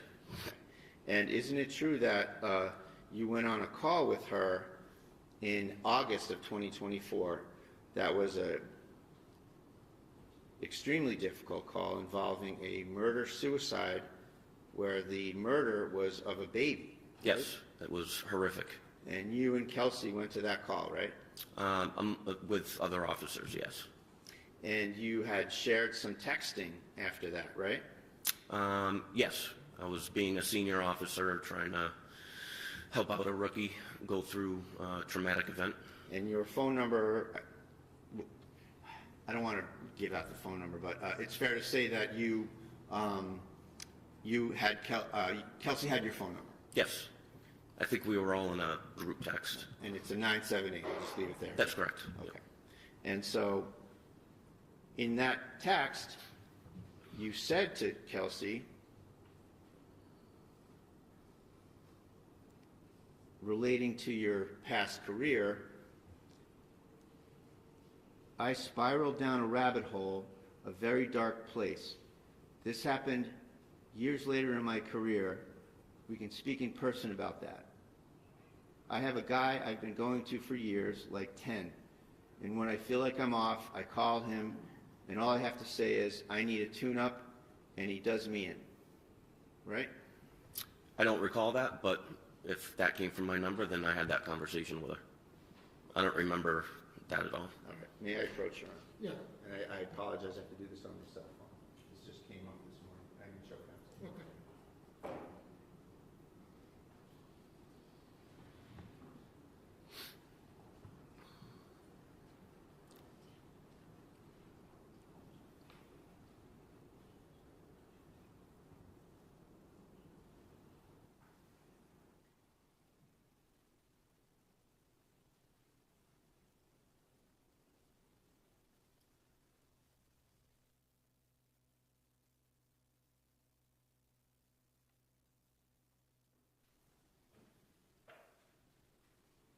May I approach her? Yes.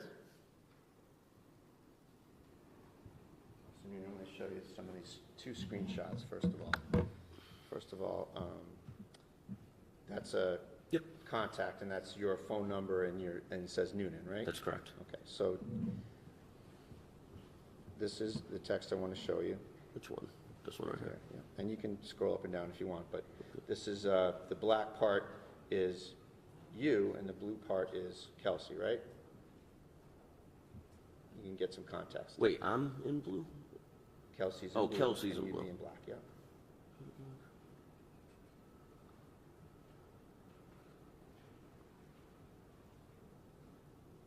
So can I just make an observation? So you asked the witness about this particular text, about essentially that perhaps he had therapy and needed a tune-up, et cetera. Yes. He said his answer was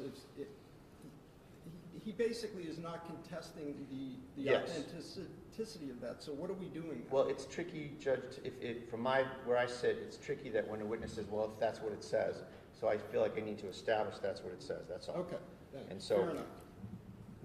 and I think I can leave it there. Officer, is that what it says, what I suggested? Yes, it does. And so, we agree that you communicated that to Kelsey? Yes. And we can agree that that's pretty personal stuff to share with somebody that you say that you didn't know very well, isn't it? Again, senior officer, she's going through a lot. I was just trying to be there for her. And that was one horrific call. And we agree that that's something that can create very profound bonding between officers when you have a common tragedy that you have to deal with. Yes, but you move on. You go back to work.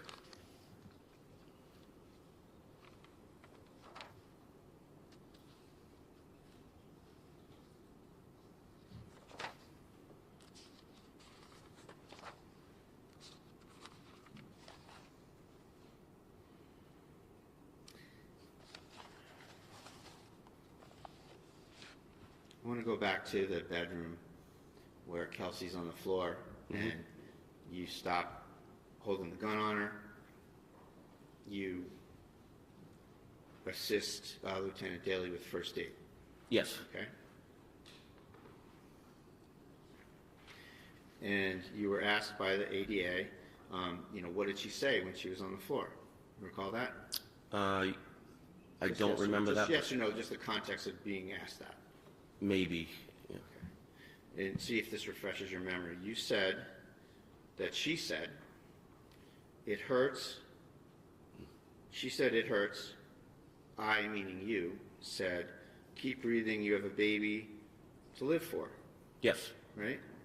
And that was your testimony about what she said and what you said, right? Yes. And that was the truth? Yes. And that was the whole truth? Yes. Now, when you were interviewed by Attorney Bennett, of the CIC investigation, Yes. you painted quite a different picture, didn't you? No. You had something to add that made you look good, didn't you? No. You said to Attorney Bennett,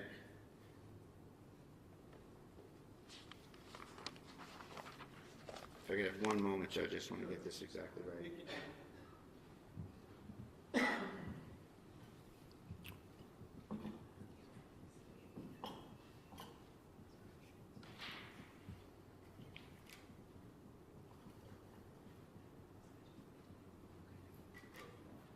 Just need a moment, Your Honor. if I could. No problem, take your time.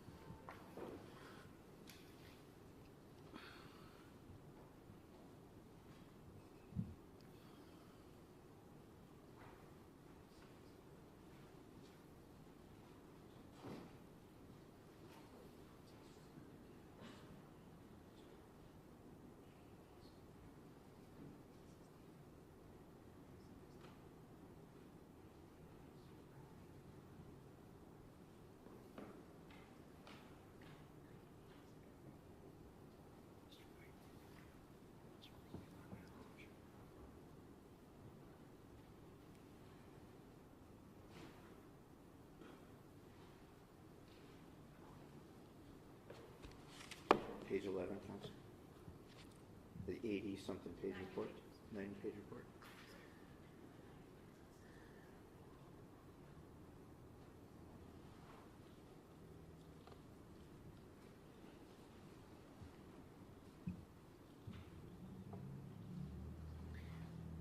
With respect to the CIC report, you did say the part that she was saying it hurt.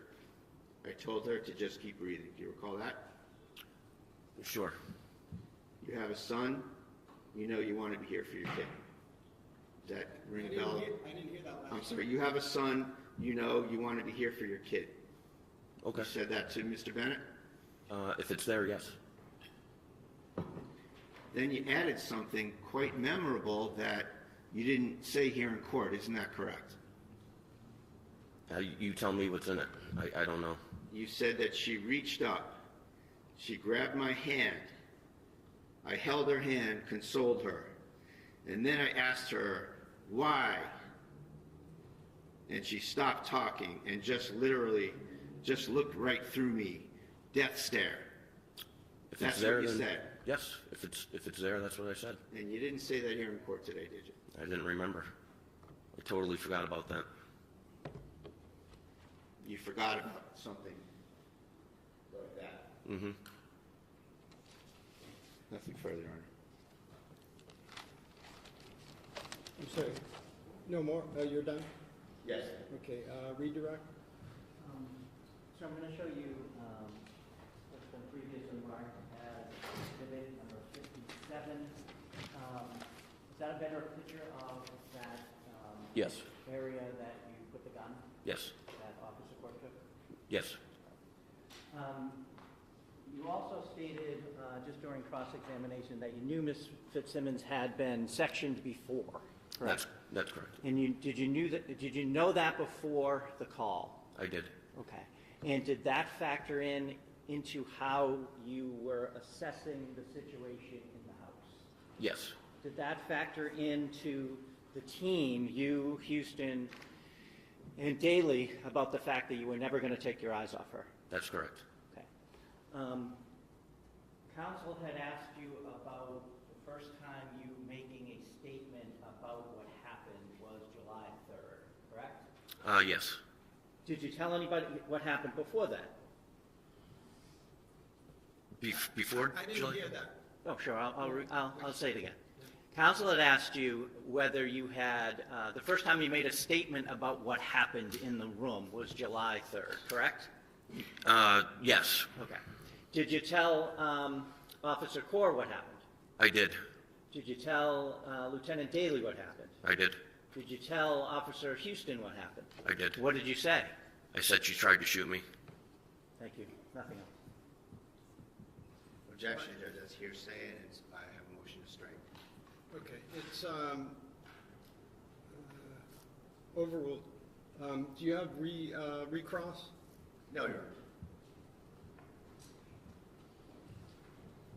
Honor. I'm not, just to be clear, I'm not, Mr. Braille, I'm not, I did not allow that last statement in for the truth, just for a state of mind, Thank you, Your Honor. all right, and to rehabilitate as well.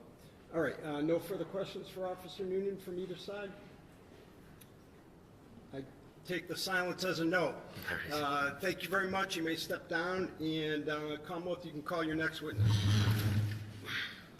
Sorry.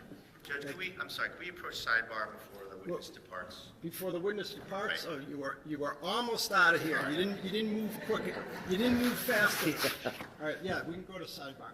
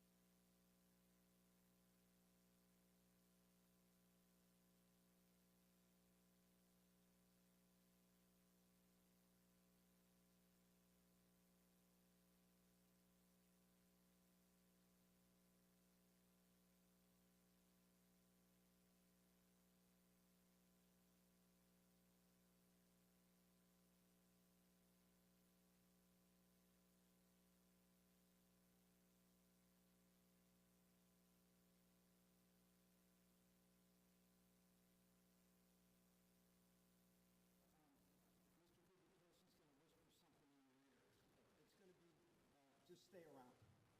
Okay? Thanks. Go ahead. I don't have to say it. Thank you. And Commonwealth, you can call your next witness. Stephen Core.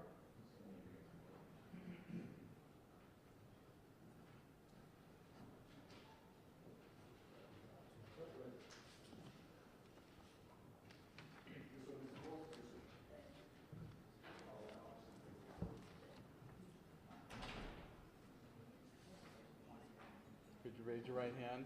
Do you solemnly swear that the testimony you're about to give in this cause now with hearing shall be the truth, the whole truth, and nothing but the truth to help you God? Yes, I do. Thank you.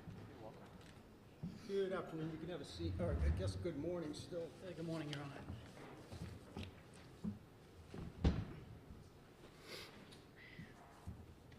If I may. Yes, please. Sir, in a loud, clear voice, can you please introduce yourself and spell your first name and your last name? Good morning. My name is Officer Stephen Core.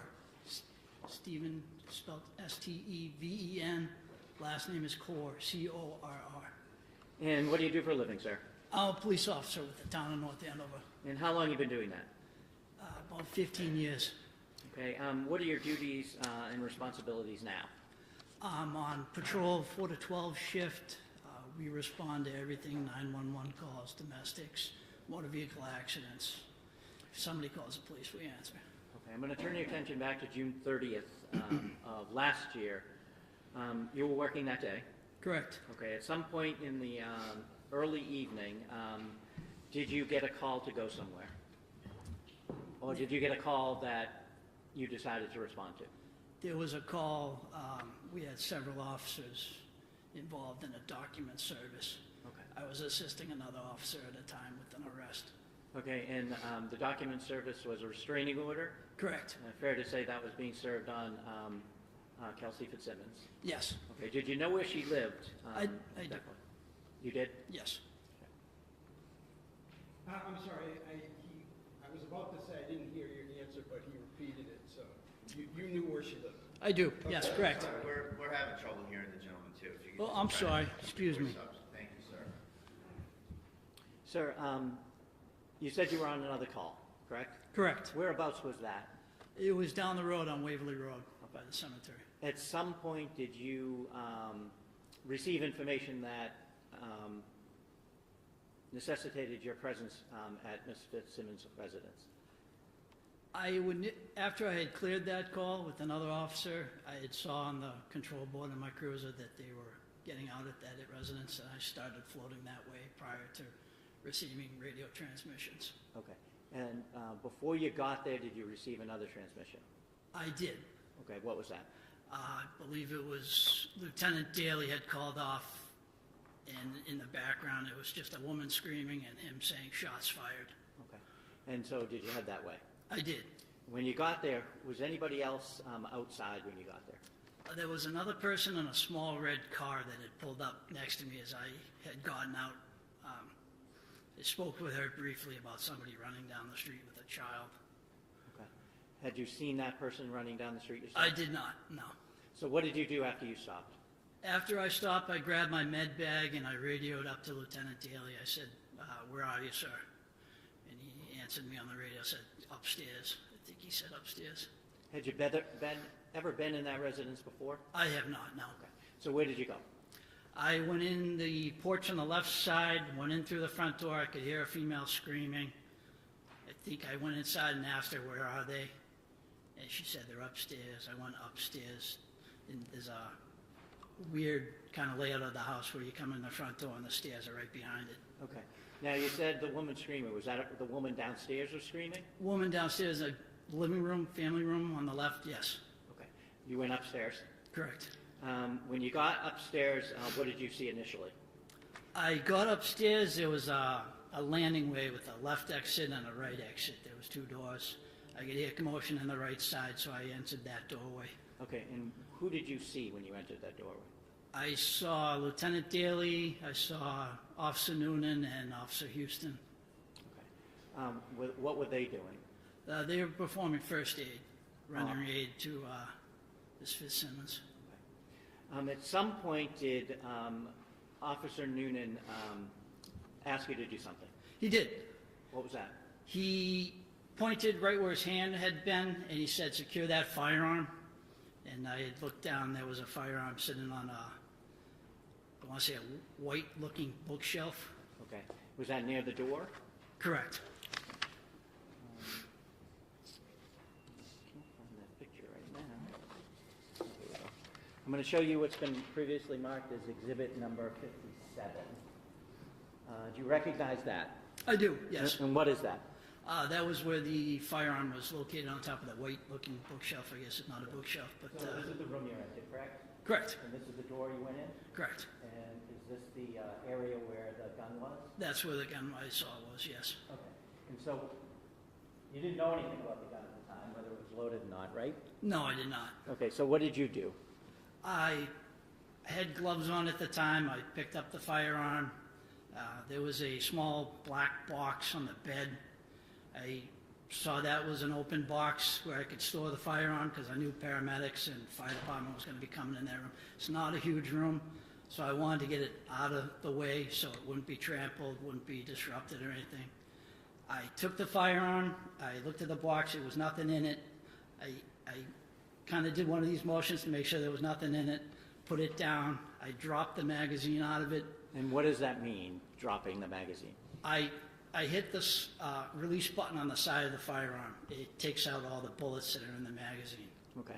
Bullets stay in the magazine. The bullets are in the magazine, correct. And then after that, I racked the slide, had it sideways, and I emptied a round out of the chamber into that box. Okay, so there were a magazine with a number of bullets in it. Correct. The one round or bullet was racked into the chamber itself, correct? Correct. And then did that go in the box? That went inside the box. And what did you do with the firearm itself? The firearm, I put everything in the box. Okay. And then brought it outside of the room. May I approach, Your Honor? Yeah. I'm going to show you a picture and ask if you recognize what that is. Hold on a sec. So this image not on. agreed to, so it's a picture that. Okay. I'm going to see if you put it. All right. My question was, and you just answered it by your movement, was whether you wanted me to look at what was on the screen. No. All right. So you've handed him a photo. Do you recognize what that is? I do. What is it? It's the box that I placed the firearm on the ammunition in. Okay, can you see the firearm, the magazine, and the round itself? I can. Okay. Where is the pic? What did you do with the box after you placed the items in it? Like I said, it was a small room. The landing that was at the top of the stairs, I backed up out of that, and I put the box in the corner away where I kind of stood over it, made sure nobody messed with it as the fire department came up and down for medical aid. Thank you. I draw right off of this picture is the next exhibit. Any objection? No, Your Honor. Okay. It may be admitted. Exhibit 80, Somar. If I may publish it. Please.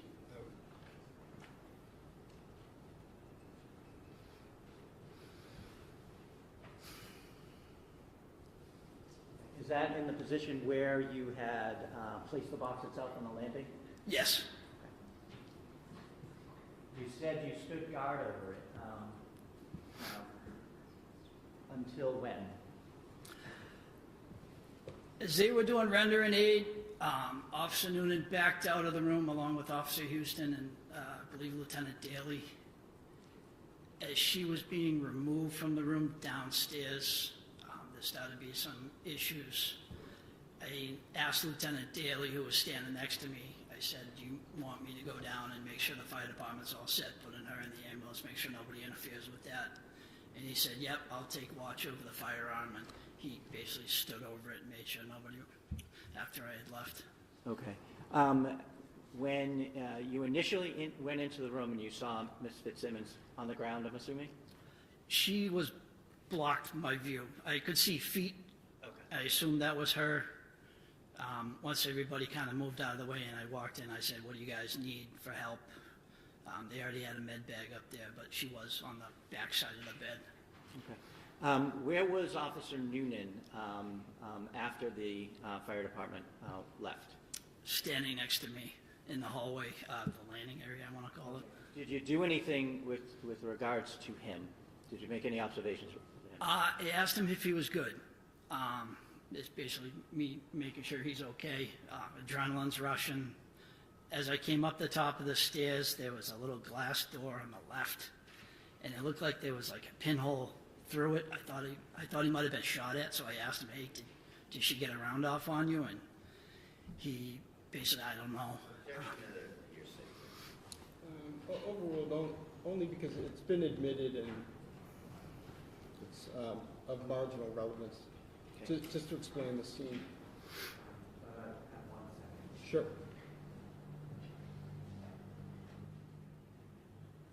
Nothing else. Cross?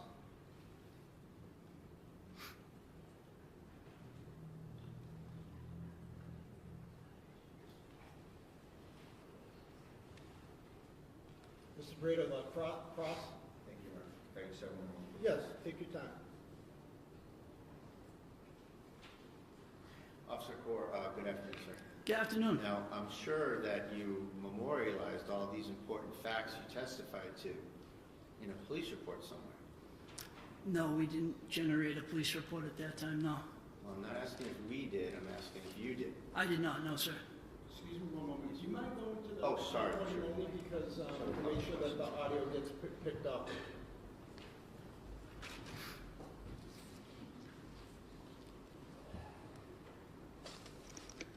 Everything you testified to was not memorialized by you in a police report, correct? No, I did not write a police report, no.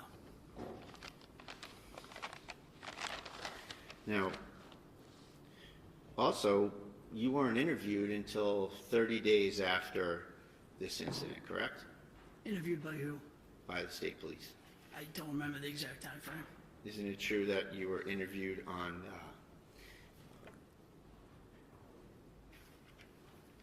July 30th? I don't know the exact date. If that's what you say it is, then I assume you're giving me correct information. I appreciate that. You were also working with Officer Noonan, correct? I work with him, he's a coworker. Did you work with him in that time interval? From when the incident happened to July 30th? July. He's on a different shift, but yeah, I do work with him. And did you speak with him about the case? I don't recall if we did. I'm sure we had talked at some point about if he was okay. Did you speak to him about what happened at the scene? Just yes or no? At the scene we did, absolutely. We were on the same scene. Okay. And did you speak with him in the days following? I couldn't tell you. I'm sure we at some point talked. And what about prior to your state police interview? I'm sure we talked at some point. Okay. So you spoke with him at the scene, spoke with him probably shortly after, and spoke with him prior to the interview as the interview approached. Is that fair to say? Yes. Thank you very much. Nothing further. Any redirect? No. Okay. All right, thank you, officer. You may step down. You're welcome. Thank you. Commonwealth, you can call your next witness. Thank you, Your Honor. Michael Bonasaro, please.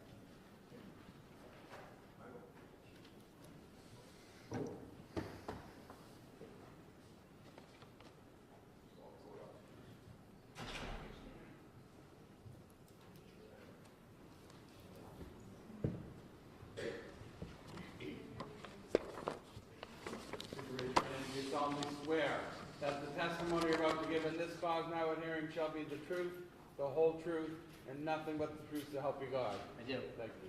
You may have a seat. Just pull yourself up to that mic. Thank you. May I? Yes, please. Good afternoon, sir. Afternoon. In a nice loud voice, if you could please state your name and spell your first and last name for the record. Sure. My name is Detective Lieutenant Michael Bonasoro. Last is spelled Bonasoro. How are you employed? I work for the Mass State Police. And what is your current assignment? I work for the Firearms Identification Section. How long have you worked for the Massachusetts State Police generally? Almost 20 years. If you could give us a brief recitation of your assignments within the State Police? All assignments are what I'm doing now. Start from when you graduated from the academy, briefly. All right, so I graduated the academy in 2006. From there, was on the road for a few years, transferred into the Firearms Identification Section, stayed there for approximately 12 years, transferred out of there, went to the Narcotics Inspection Unit for a year and a half, went to the duty office for a few months, back to the Narcotics Inspection Unit, and then to Firearms Identification Section again to work as the executive officer and now the unit commander.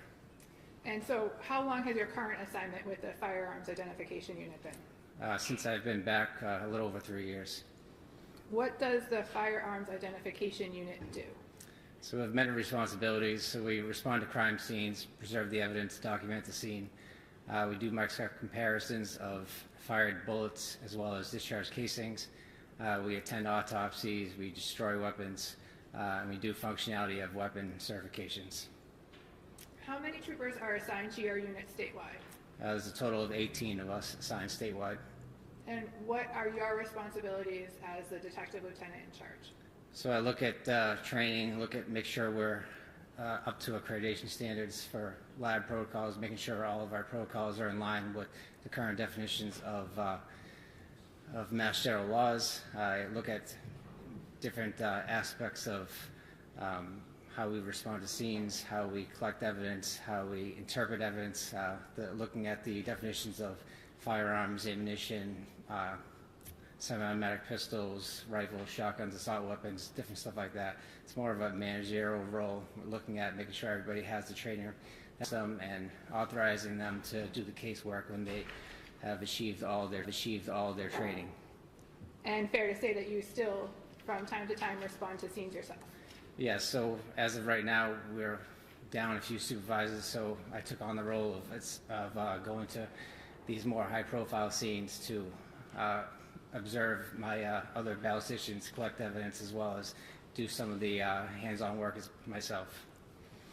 Can you briefly summarize some of the specialized training you've received over the years with respect to firearms? Sure. So when you go into the firearms identification, it's a 2-year apprenticeship program. You work with other senior ballisticians. You're looking at casework, seeing how to do the casework, making sure it aligns with the protocols that we have documented. You're doing test fires of weapons, numerous weapons, analyzing ammunition, magazines. You go into armorers courses. You go into different conferences to look at the field of tool marks and seeing how these tools are making these markings and how they're transferring over to these discharge casings and projectiles. So it's an ongoing process of different trainings here. It's training from other examiners, see what they've discovered in the field, and making sure you're up to date with all the standards. And the armorers courses that you've gone to, have you gone to numerous with respect to the common gun manufacturers in the United States? Yes, I've gone to several rifle, shotgun, firearm armorers courses. Can you estimate how many weapons you've examined over the course of your career? Hundreds. And how many weapons have you test fired? Over hundreds of them as well. And do you also have the opportunity to examine ammunition as part of your work in the firearms identification unit? Yes, looking at the components of ammunition, yes. Okay. And one of the components of ammunition is projectiles? Correct. And you've examined estimate how many projectiles over the course of your career? Thousands. And how many scenes have you responded to? Hundreds of scenes. And have those been both fatal and non-fatal shooting scenes? Yes. Have you conducted and participated in the microscopic examination of ballistic evidence? Yes, several. Approximately how many times? I would say over 100 cases. And have you had the opportunity to testify in the courts of the Commonwealth? Yes, several courts. And if you could name a few of those courts. Middlesex Superior District, Suffolk Superior District, Worcester Superior District. And today you're in Essex? Yes. Okay. Before I ask you specific questions about the case, I just want to ask you some general questions about how firearms work and how ammunition works. Can you explain the components of a live round? So you have several components. So you have the casing that encompasses everything. You have the powder that's inside of it, and then you have the projectile, and you also have the primer. So you need all these components to make ammunition. So all these components combined will make one combustible material. You'll have what's called a firing pin. It'll strike the primer. Primer will ignite the powder inside of the casing, which holds everything together. Once the gases build up from the burning of the powder, the projectile will leave that casing. So the projectile is what's commonly known as a bullet? Yes. And the casing is what is often recovered at crime scenes? It's also referred to as a discharge cartridge casing, so it's been extracted from that firearm. Is there a way for you to determine whether a round has been discharged from a working firearm? There is. So you're looking at the tool marks of what's left over on that discharge casing or that projectile. So originally you look at the class characteristics. Does it have the same design features as that firearm? Is in regards to a projectile, is the twist going to the left or the right based on that design feature of that firearm? If it twists to the left, it would sometimes be 6, 5, 4 right twists. So you look at these characteristics, make sure they are in line, and then move forward into what's called individual markings. As firearms are produced, they're produced by tools. As tools are making these firearms, the tools are wearing away. You also have little pieces of metal that get in front of the tools, which will create unique marks. There isn't one firearm that is the same due to the fact that you'll have material that's in front of these cutting edges. And is it fair to say that when a cartridge is new or from the box, it does not have these particular tool marks you're looking for? It shouldn't have any of the tool marks. It may have some type of markings, what's called bunter marks on a discharge casing. This is from stamping that live cartridge to indicate what caliber and manufacturer of that live cartridge. Did you say what marks? A bunter mark? A bunter mark. Can you spell that for the court? It's B-U-N-T-E-R. And that's the stamp that reflects the caliber of ammunition? The caliber as well as the manufacturer. Thank you. When a casing comes apart from a projectile, does it come out with velocity? It does. And are you able to determine anything about where a particular gun was fired based on where a casing or casings are recovered? You can't really determine the exact location. It should land in the general vicinity of the shooter, but you also have variables if that casing was kicked or manipulated in some way, or if it deflected off another object. And I think we just talked about this, but what does caliber refer to? Caliber is the diameter or length of that casing. I'd like to talk about a semi-automatic firearm. Are you familiar with those? Yes. And how does a semi-automatic firearm work? So it requires a trigger pull per firing of that weapon. So you pull the trigger, it will cause either a hammer or a firing pin to move forward. It will strike the primer. After it strikes the primer, it will cause an explosion. Explosion is going to cause that slide to go backwards. The extractor is going to extract that casing, which is attached to that slide.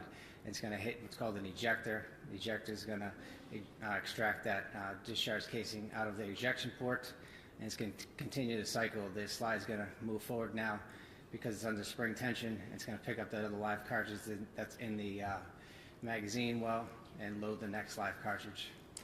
But does the user have to do something first before they are able to pull the trigger and have a projectile fire? So they would have to load either manually or with a magazine. So a live cartridge has to be inserted into the chamber.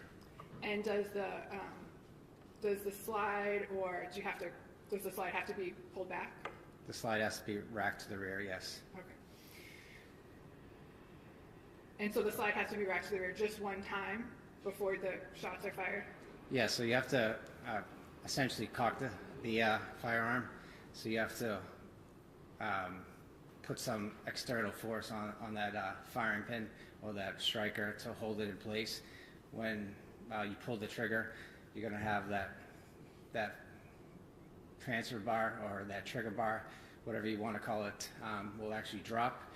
Will engage that trigger bar or that striker to move forward and move past the aperture, which is the circular portion, and right in front of the primer that sits in front of the chamber. So all these things have to happen, but initially you have to have a cocked firearm for it to happen. So you have to load that live cartridge and put some external force on that slide to cock it.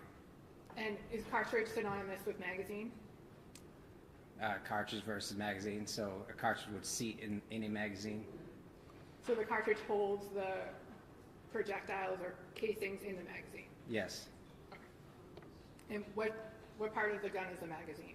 So it's an external piece that's inserted into a magazine well. So a user would take the magazine, enter a cartridge which contains the bullets, and then seat it in the handle of a semi-automatic weapon? So the person would load the ammunition inside of the magazine.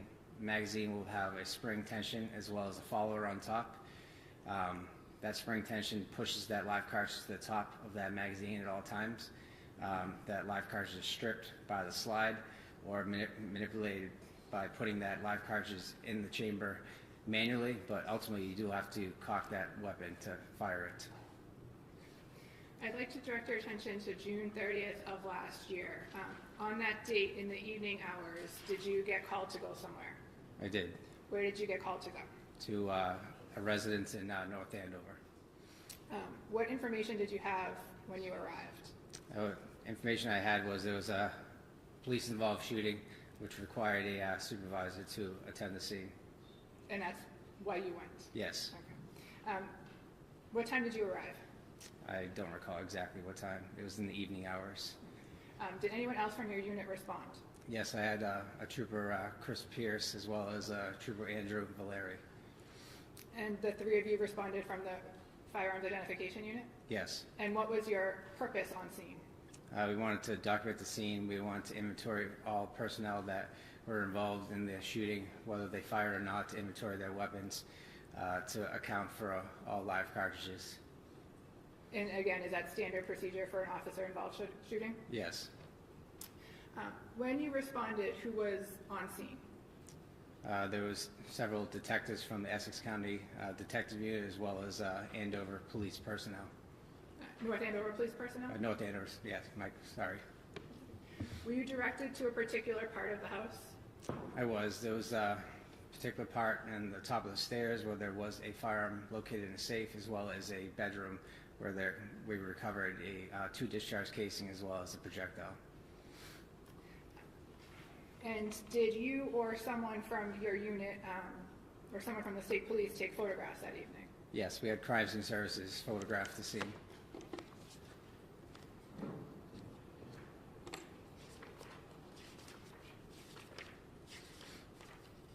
And what is crime scene services?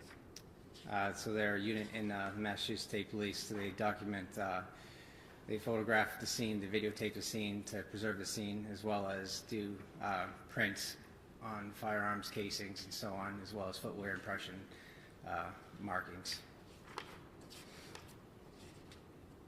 May I approach? Yes.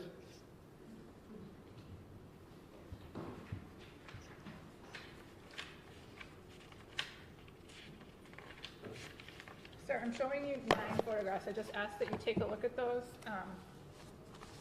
and let me know when you're done.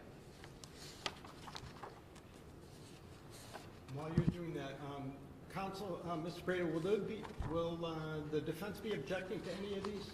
I don't know what counsel has up there. Okay, thanks. I Perhaps, thought there was an objection. okay, perhaps when, hold on a second. Perhaps when you're done, when the witness is done, if you can show them to Mr. Bradel, and if, to the extent that you were able to mark a few and you can object to a few, or all of them, or.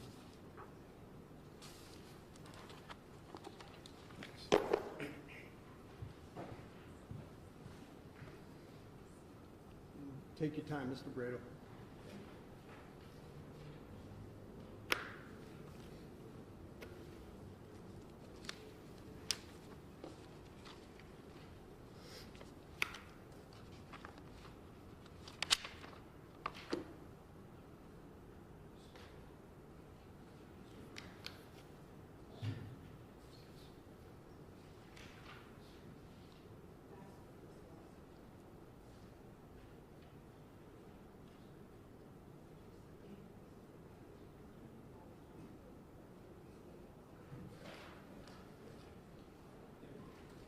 I understand there's no objection. No objection. Okay, let's have Mr. Lane mark those individually.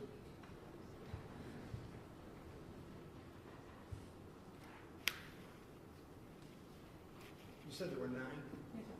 Exhibit 81 somewhere.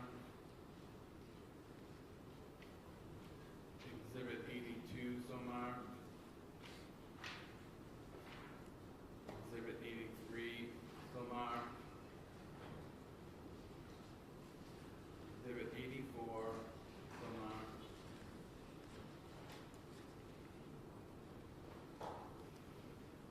Exhibit 85 somewhere.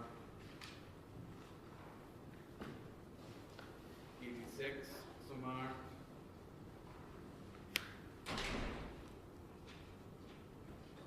87 somewhere.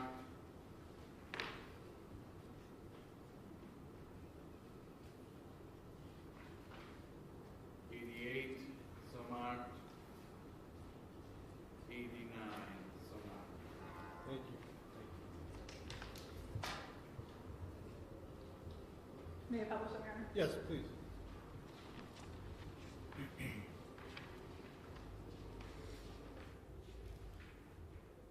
Sir, I'm showing you first what's been marked as 81. Do you recognize that picture? The picture dictates plaque number 3. I believe there was a discharge casing around that vicinity of plaque number 3. Sir, what number was that again? 81. 81, thank you. Is Exhibit 82 a different angle of that same, you were trying to photograph that same discharge cartridge casing? It is. Showing you exhibit 83. What does picture 83 show? Discharge cartridge casing with the closer up appearance. Has it been moved? I believe it has been moved. And why would it been moved? Where it was located, it was kind of in a confined space in the corner of the room.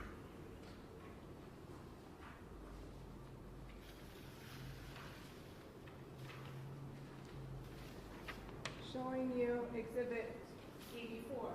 Do you recognize exhibit 84? Yes, it's where a smart projectile was recovered right above the air conditioning unit inside the curtains.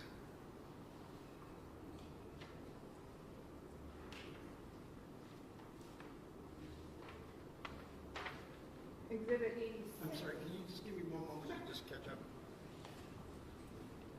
Do you need the picture? Do you mind putting that back on?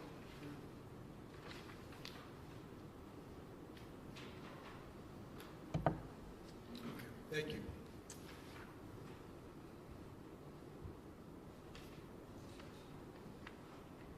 What does picture 80, exhibit 86 show? It's a close-up picture of placard number 4 of that spent projectile that was recovered in the curtains. And showing you exhibit 87. What does exhibit 87 show? The projectile from placard number 4 that was moved for a close-up photograph. So it's taken from the air conditioning unit and moved for this photograph? Taken from the curtain and moved on, I believe, the bed, and taken a photo of it.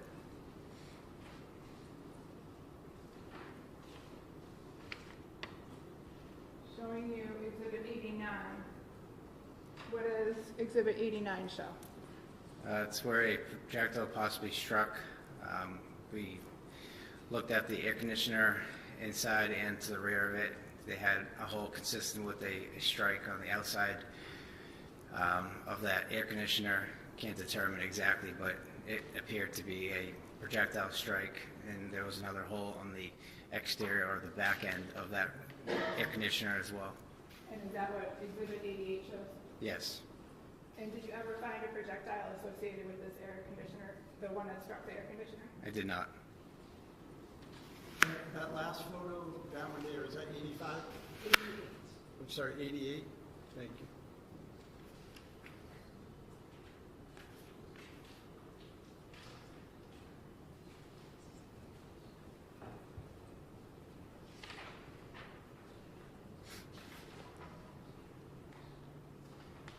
Detective Lieutenant, next showing you exhibit 76. Do you recognize what's depicted in exhibit 76? It appears to be another discharge cartridge casing by placard number 1. And is exhibit 77 a close-up of that discharge cartridge casing? It is. And what did you do with the discharge cartridge casings and the spent projectile that you recovered from the scene that night? So all pieces of evidence were documented, where they were located by placard number, the time of location, who recovered that evidence, and any particular features of that discharge casings, the head stamps or bunter marks. So you collected the evidence and documented it, fair to say? Yes. And is it, in summary, fair to say that you recovered 2 discharge cartridge casing and 1 spent projectile? Correct.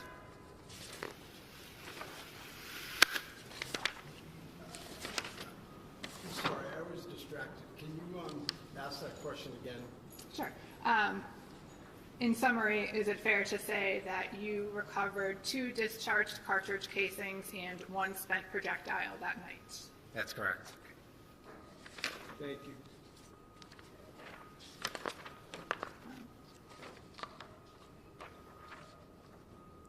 Did you continue your search of that bedroom? I did. And what else did you recover from that bedroom? I don't believe there was anything else from the bedroom other than the 2 discharge casing and the projectile.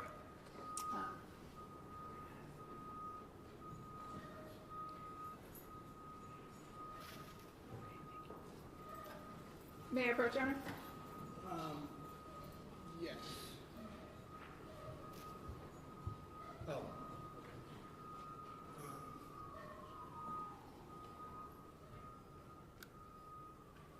Let's, we'll take a 5-minute recess.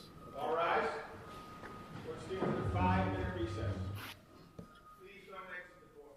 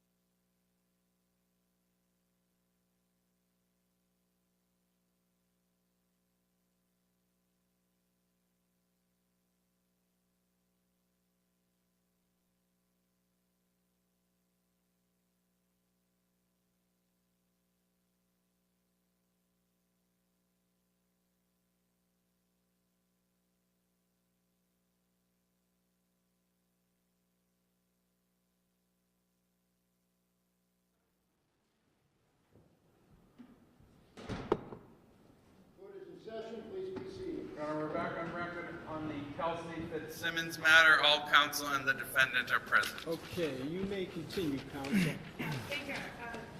Detective Lieutenant, is it true that you took possession of a number of firearms the night of June 30th, 2025? I did. And whose firearms did you collect? There's 2 North Andover police officers' firearms and another firearm that was recovered at the top of the stairs at the residence. And the 2 North Andover police officers, was that Tim Houston and Patrick Noonan? Yes.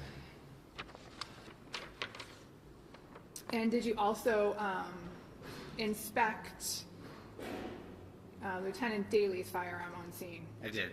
And what did you determine with respect to Lieutenant Daly's firearm? He had, Well, I'm sorry. This almost only happens in Lawrence. But the window's open over here, and, which is what we need for, because of our HVAC, but I'm having trouble hearing. Do you mind closing that? Sorry, and you're going to have to repeat those last question and answer. I didn't.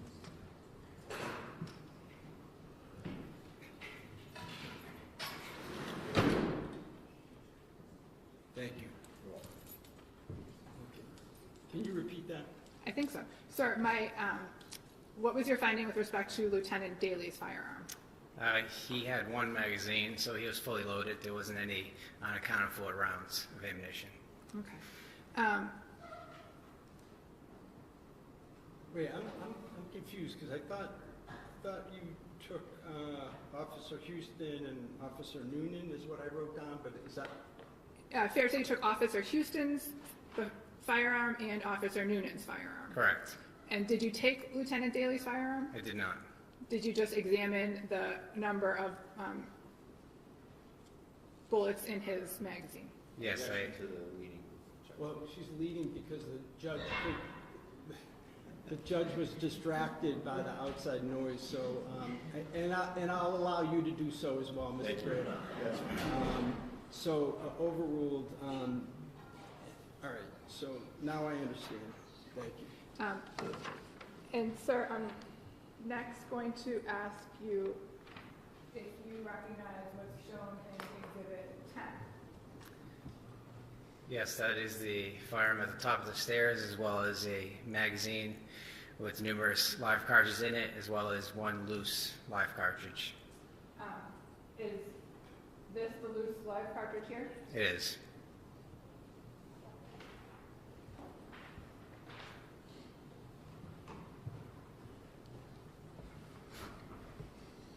I'd like to ask you about your major findings in this case. Based on your training and experience, did you conduct microscopic analysis with respect to the projectile and cartridge casings that were recovered from the bedroom of Phillipsbrook Road?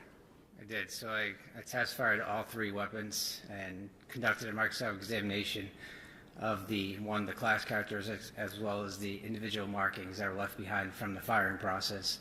I was able to conclude that the weapon that was fired by Officer Noonan created the discharge casings that were recovered in the bedroom, as well as the spent projectile that was recovered above the air conditioner. And were you able to exclude any weapons? I was able to exclude the other firearms. I'd like to change gears a little and talk about the weapon that was recovered from the black safe at the top of the stairs. Did you do anything with respect to that gun? I test fired that weapon with 2 live cartridges from submitted ammunition. And what was your conclusion? That weapon did not fire the discharge casings as well as the projectile that was recovered. So the gun from the black safe was also excluded from the discharge casings and the projectile that were recovered from the bedroom? Correct. But did the gun operate? It did operate, yes. Was there any problems with its operation? There was no malfunctions. Did you bring with you today a box? I did. And what is contained within that box? I believe it was the that Glock firearm that was in question that was recovered at the top of the stairs. Is that box packaged in the standard way that the ballistic unit packages firearms? It is. If you could open the box and explain what is in the what's contained within.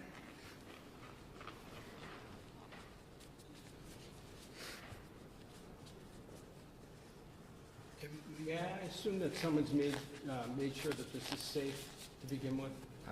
I'll do it again, Your Honor. Okay.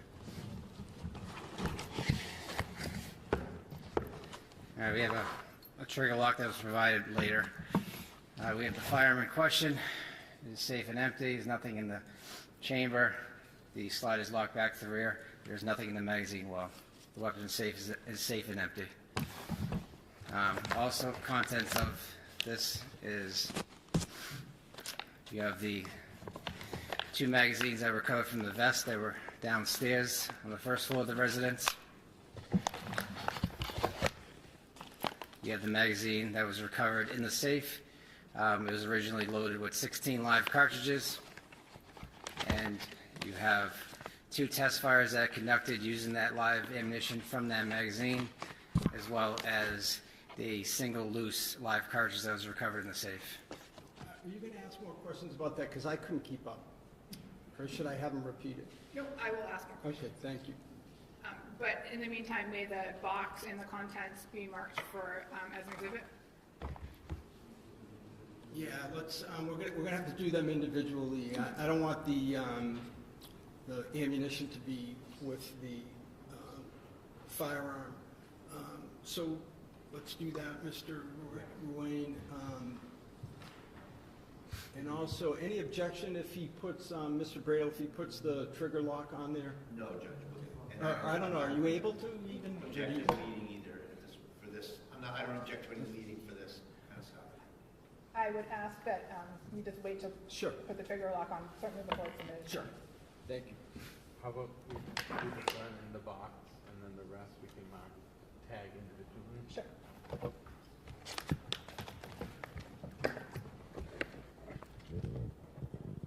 Exhibit 90 would be the firearm, Your Honor, in a box.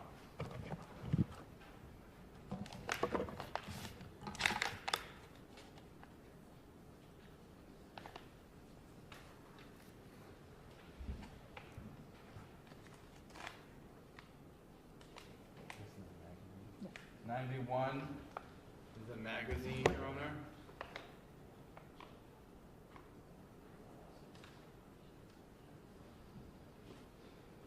92 is also a magazine, Your Honor. Is it with the ammunition? Yes. Okay. 93 is in magazine. 93 is a magazine with ammunition.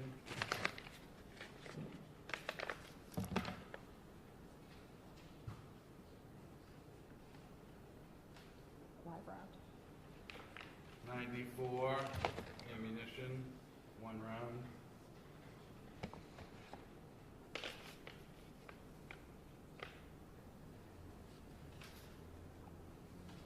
Test fire. 95 test fired ammunition. 96 test fired ammunition.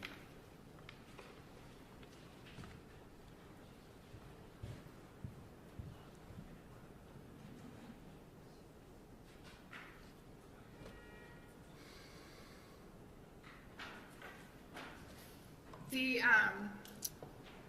magazine that you recovered from the gun in the black safe, what was the total capacity of that magazine? 17 live cartridges. And is that how many live cartridges that weapon can hold? That's how many cartridges the magazine can hold. So what's called a top-off method. So you load the magazine with the 7 live cartridges, you chamber around, you take the magazine out of the magazine well, and then insert another live cartridge. So essentially the magazine will be fully loaded with 7, and then there will be 1 live cartridge in the chamber. So you said 7, not 17. Oh, my apologies. No, I'm asking, that's a question. You mean 7, right? Not 17? 7. The magazine is 17 live cartridges capacity. 17 17. is the capacity. Okay. 17 is the capacity for the magazine that was recovered from the black box. Correct. And so when you add an extra round, what's the capacity for the weapon itself? So we'd call it 17 plus 1, so essentially 18 live cartridges.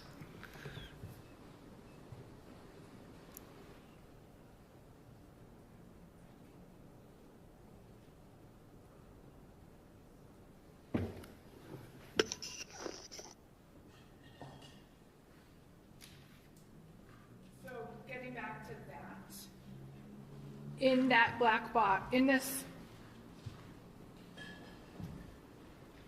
I'm showing you Exhibit 80.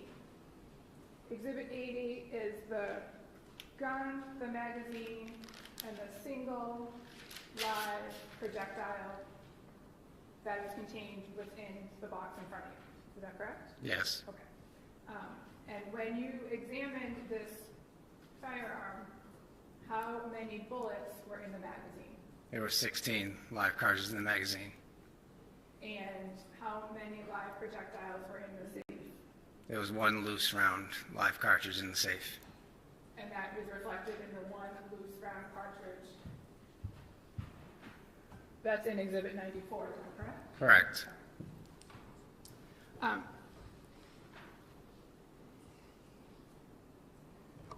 Are you familiar with the term dry fire? I am. What's that mean? So you are cycling the weapon without a live cartridge in the chamber. So all the same steps are going to happen. You're going to cock that weapon. It's going to have that trigger bar or that striker be sent to the rear. It's going to be held in tension by that trigger bar. When you depress the trigger, it's going to create that trigger bar to drop. The firing pin is going to move forward through the aperture and potentially strike any live cartridge that's in the chamber. And what happens if there's not a live cartridge in the chamber? So you'll hear an audible click. With the court's permission, may Detective Lieutenant demonstrate? Any objection? No. Demonstrate with... A dry fire with no projectile in the weapon at all, no projectile particularly in the chamber. Yes. So if you could stand up and demonstrate. All right. Again, there's nothing in the magazine well, nothing in the chamber currently. So the weapon currently is cocked. You'd move the slide forward, still in the cocked position. You still have that trigger bar, it's moved backwards. And then when you pull the trigger, you'll hear an audible click because it's releasing that striker. That striker is going to move forward and hit where the aperture where the firing pin would protrude. So you'll hear the click. And then in order to reset it, so right now you have a dead trigger, it's not going to do anything. Again, pull the trigger, audible click. And that's what you'll hear. If you have nothing, if it's halfway, you'll have a click as well. So if it's not all the way chambered, it'll click as well. So what we call it is out of battery. So the weapon is locked to the rear. You'll have the slide forward. Now the weapon is battery. So you have an enclosed live cartridge. There's nowhere for that live cartridge to go when it's fired, but out the barrel. And I'm sorry, the term that you used, battery? It's out of, so once the live cartridge is loaded, that weapon is now in battery. So you have the breech that is right behind that live cartridge. So when you fire that weapon, an explosion is going to happen. So you're going to have the firing pin is going to hit that primer. Primer is going to ignite the powder. Powder is going to build up gases. Projectors are going to go down simultaneously. You're going to have an explosion, which is going to cause that slide to go backwards. The extractor is in contact with that live cartridge. It's going to rip that discharge casing out. It's going to hit an ejector, which is pretty much a metal rod, and it's going to eject out this ejection port, which is right here. There's an ejector right in there. An extractor is like a little claw that's attached to that rim of that live cartridge or that discharge cartridge after firing and pulling it right out. All in one function, and then that slide is going to go forward and load the next live cartridge. Thank you. So based on your training and experience, would you hear that click if there was a loaded magazine in the weapon but no bullet in the chamber. Yes. And based on your training and experience, what would happen if the gun was cocked and there was bullets in the magazine and you pulled the trigger? If there wasn't any live cartridges in the chamber, nothing would go off. You'd hear a click, but nothing would go off. And then how would you get a bullet to go into the chamber? You'd have to physically, manually load that bullet or push that slide forward to load that live cartridge from the magazine. May I have a moment, Your Honor? Yes, take your time. Thank you. No further questions. Thank you, Mark.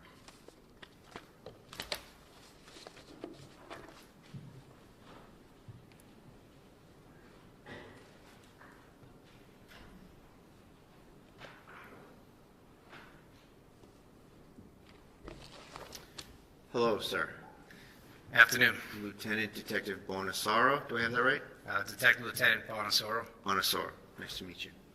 We have never spoken before, correct? Correct. So, what's a head stamp on a cartridge? It's the indicator that tells you the caliber and the manufacturer. Was that something that you took note of for all the cartridges in this case? Yes. And and you can look at any of your reports if you like, or anything you need to look at, you can just let me know. Or you can just go right ahead and do it. Do you have your reports with you? I don't have them with me now. Okay. And let me know when I can show you. In this case, relative to the spent projectiles that you recovered and the loose round you recovered, did you check the head stamps of those? All head stamps were recorded on all evidence, yes. And they're on your ballistics worksheets, right? Yes. And if you need to look, just let me know. All the head stamps for all these cartridges were the same, right? I believe so. It was Hornady 9mm? Yes. Okay. And so, just out of an abundance of caution, I don't want you to believe so. I want you to look and just tell me. Is that all right? Yes, that's Okay. I'm pretty sure I'm giving you everything. And if I don't, just let me know.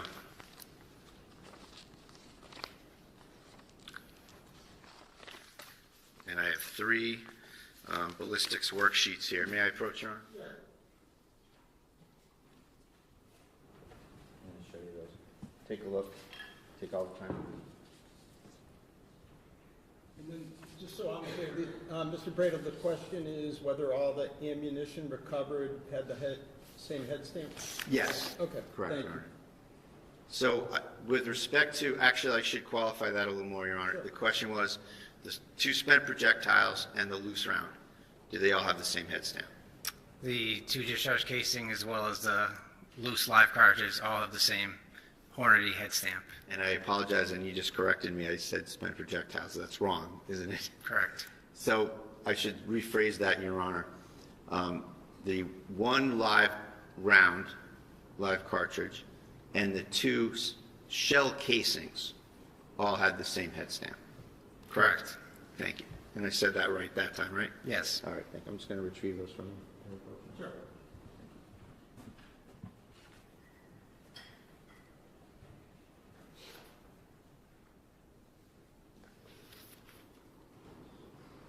As a state police detective, you go to various towns and you investigate ballistics evidence, ballistics issues at various calls, right?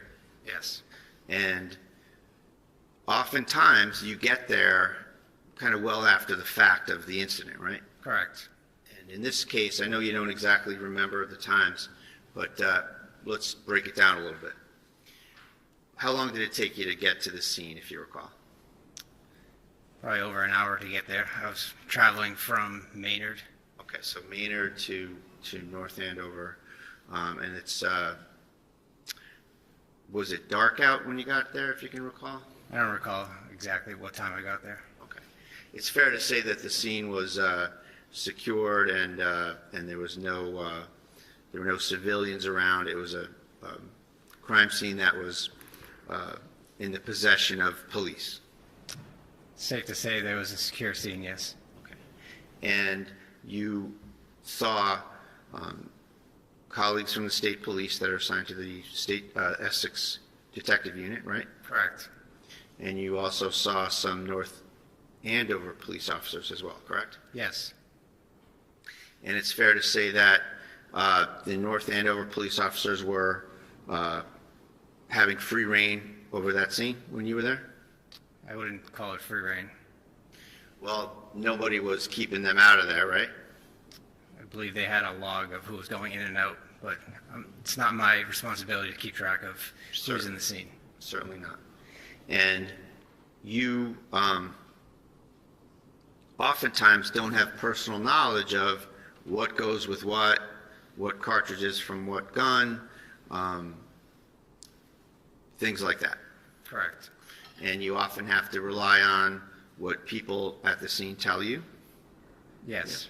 And then you can also, however, apply your science and figure out to a reasonable degree of ballistic certainty what the relationships of certain projectiles, cartridges, and firearms are, right? Yes.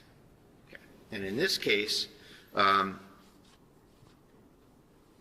you don't have any personal knowledge of the chain of custody of these various firearms, do you? What was recorded in my notes of who I recovered these firearms from is all I can. Okay. Well, we can start there, and we'll go through it. So you wrote a report, and again, if you want to look at this, just let me know.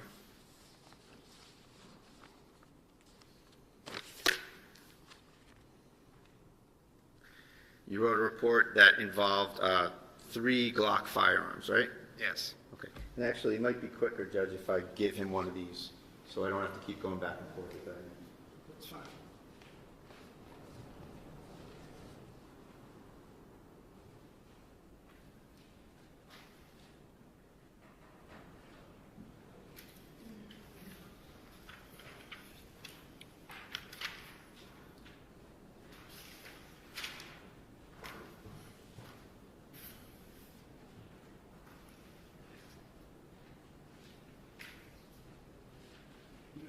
Let me ask, Mr. Brady, do you think that now's a good time to break for lunch?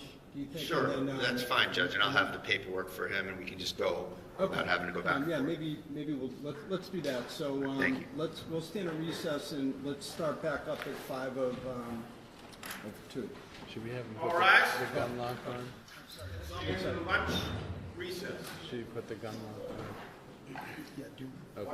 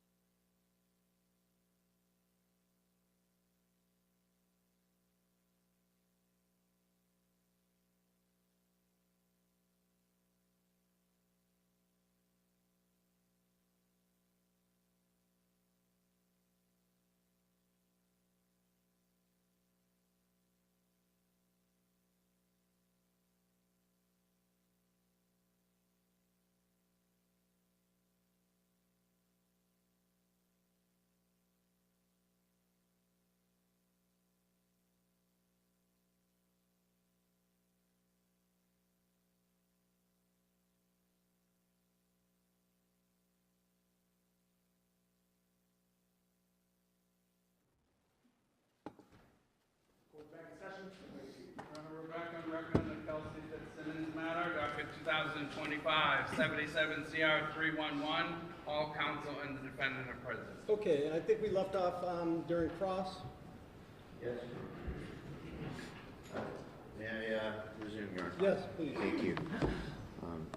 Lieutenant Detective Bonasaro, you have a copy of your report, right? I do. Okay. And there's other documents too. You have worksheets and other items, correct? Correct. So if you need anything, just let me know and we can share anything you need, okay? Okay.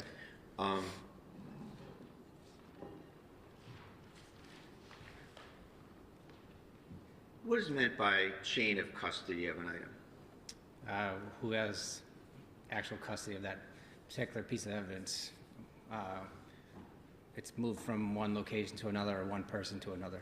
Okay. So as a piece of evidence kind of goes through the investigative process, sometimes it can be important to make sure you know who had it, where did it go, as it goes through, right? Correct. And in this case, it's fair to say that you don't have personal knowledge of a lot of the chain of custody here. I have personal knowledge of who I received the firearms from. Right, okay. And we'll go through that. And I'm not questioning, in terms of chain of custody, you and the state police going forward from when you left the crime scene. I want to ask you some questions about chain of custody at the scene, okay? Who did you get, and again, you can refer to your report here. Item 1-1 is a Glock 47, and we'll just use the last three numbers of the serial number, 269. Who did you get that from? What was the item number again? 1-1, Your Honor. Thank you. Yep. And the last three digits of the serial number are 269. Thank you. And so that gun, and again, you can look on your papers, anything you want. Do you know who you got that from? If I could see my notes, the Sure. worksheet notes Yep. from the crime scene. Sure.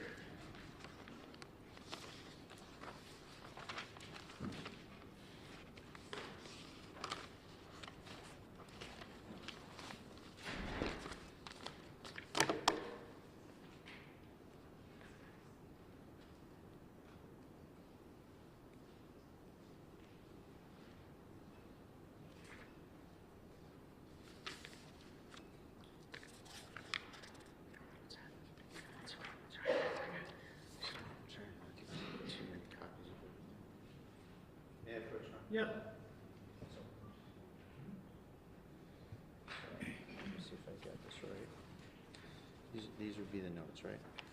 And this is just another copy of that report. Yes.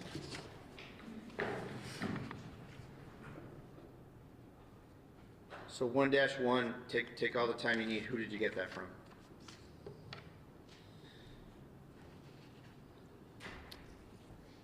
It was received from Detective Lieutenant Michael Davis. Okay, and who's he? He works for North Andover. All right. And do you know whose gun that is identified to from the incident? Based on the serial number, I was told it was Officer Noonan's weapon. Okay. And are there some notes in that packet you have there from you that indicate that Chief Gray had that gun for a while? Yes. And what are the indications that, how did Chief Gray come to get Noonan's gun? I was told that he had custody of the weapon and he unloaded the weapon at some point and he put the live cartridge that was in the chamber back into the magazine. Okay, so Chief Gray is manipulating Noonan's firearm. And I mean the word manipulating in the physical sense. Yes, this is what I was told. Okay. And then it goes to who? Lieutenant Reardon, was it? Detective Lieutenant Michael Davis. Davis, sorry. And then Davis gives it to you? Yes. And that's just what you have documented, right? You don't have any knowledge of any other people having it, right? Correct. Presumably Noonan had it since it was his firearm at some point. Presumably. And, all right, so that's 1-1. And item 1-2 is a box magazine from item 1-1, correct? Yes. And it's got 16 cartridges in it, and the capacity is 17, right? Yes. And so you say right in your report from item 1-1, so it's the magazine from Noonan's gun, right? Yes. Okay. Then 1-3 is a little different, isn't it? Yes. You write there, one removable box magazine from, but then you didn't fill in who it's from, right? Yes, that was an error on the administrative portion of the report. Okay. And just so we're clear, this is your report. Correct. Yes. Okay. So it was never noted where the 1-3 is from, correct? In terms of the gun.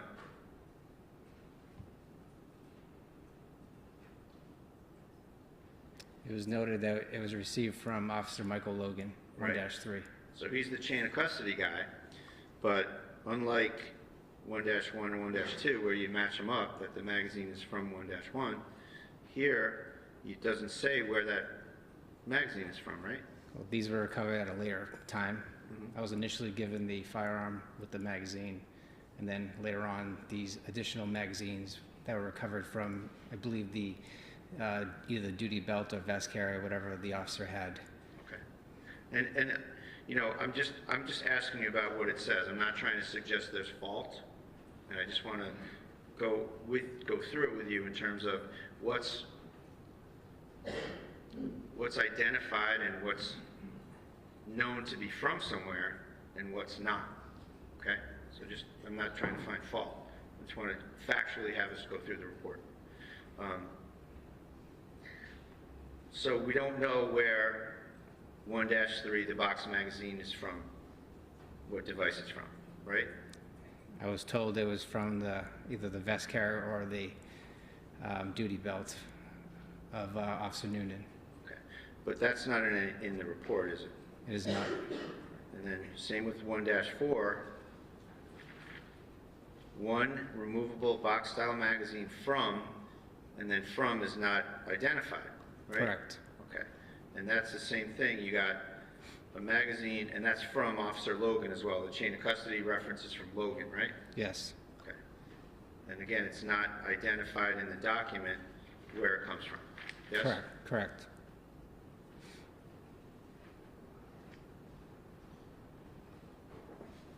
Then 1-5 is another Glock 47. So it's just to cut to the chase. All three guns you have are Glock 47s, right? Yes. Okay.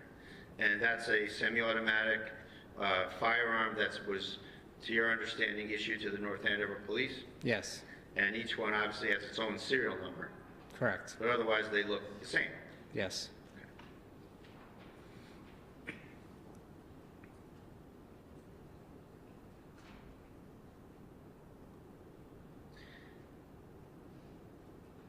Going to 1-7, you have two removable box-style magazines that you received, and the chain of custody guy is Michael Logan, but it doesn't say what firearm they were in the vicinity of or near, correct? So as I entered the evidence, it was associated with the firearm. So as I went to the next firearm, whatever is below that firearm is associated with that firearm. So all evidence below it will be associated with the firearm until I mention another firearm. Okay, so that's your procedure, right? Yes. Well, it's fair to say, though, that sometimes you do say what it's from, and sometimes you omit it, right? Yes. And that's by mistake, right? Yes.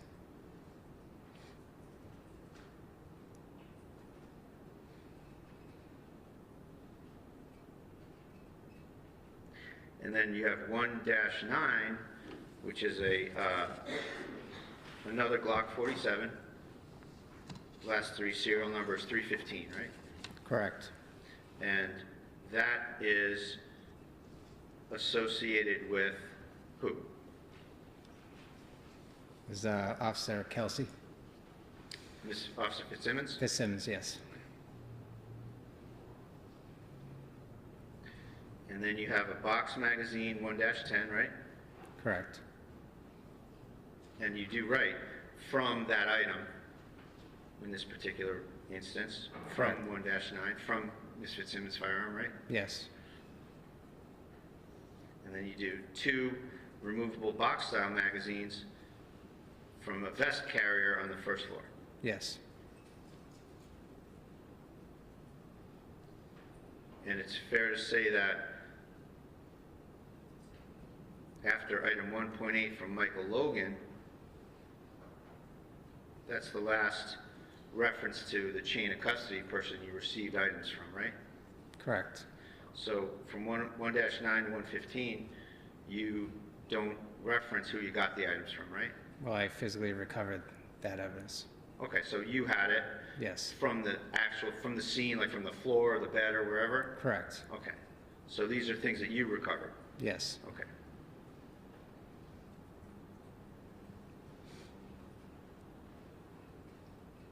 Then we get to some discharge cartridges and a live cartridge, 1-12, 13, and 14, right? Correct. And they're all, as we went over, they're all head stamped the same, right? Yes. And then you have 115, the last item, is a spent projectile, so like a bullet, a spent bullet from above the air conditioner. Correct. And you recovered that yourself. Yes. Okay. Now, with respect to the live cartridge, the discharge cartridge at 113 and the discharge cartridge at 114,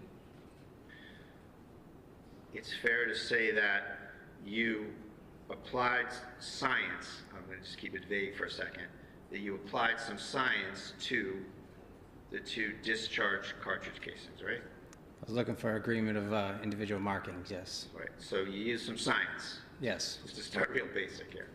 And you were able to identify those 2 discharge casings to item 1-1, right? Correct. And 1-1, you know to be Noonan's Glock, right? Yes.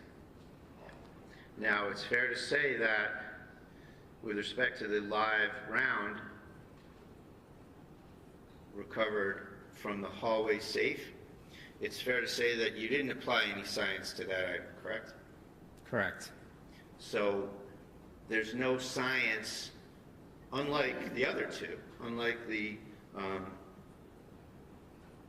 discharge casing in 114, the discharge casing in 113, unlike those, the live cartridge, there's no scientific basis for you to say what gun that came from, right? Correct. And it's fair to say that there were, and again, I'm not trying to find fault. Nobody asked you to apply any science to that item, right? Correct. So there were some various scientific methods that you could use to determine where that came from, right? There would be some markings if it was actually cycles with that weapon. Right. You're one step ahead of me. That was my next question. If that was cycled through a weapon, you would have, what, breech face markings? No, you would have what's called extractor markings, possibly ejector markings, as well as you may have magazine marks. Okay. And just to kind of bottom line it, that means that if someone had, if that cartridge was in the chamber of Ms. Fitzsimmons' weapon, and it was made safe by cycling it out, right? Correct. Breech face markings or ejector markings or extractor markings would be deposited on that cartridge, right? Possibly, but not breech face. Breech face markings is part of the firing process. Okay, so what processes were available to figure that out? So you could have the extractor mark, which is holding that live cartridge in place.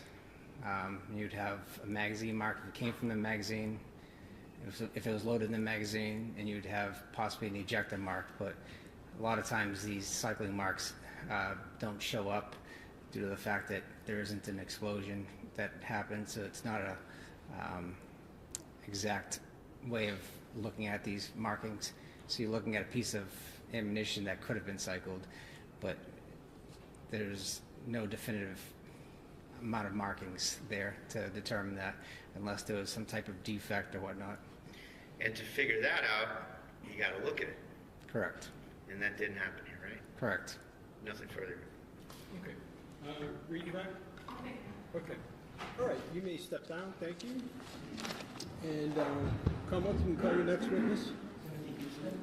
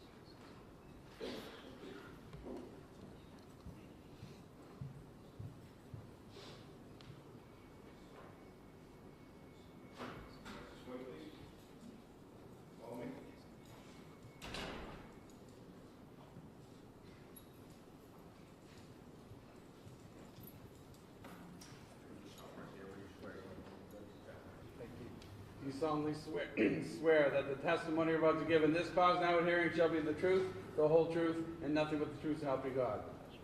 Watch your step right there. If you could try to speak up nice and loud right directly into this microphone so the judge can hear you. Yeah. Good afternoon. Good afternoon. Sir, in a loud, clear voice, can you please introduce yourself? Spell your first name and your last name. Officer Timothy Houston, TIMOTHYHOUSTON. And, sir, what do you do for a living? Patrol officer with North Andover Police Department. How long have you been doing that?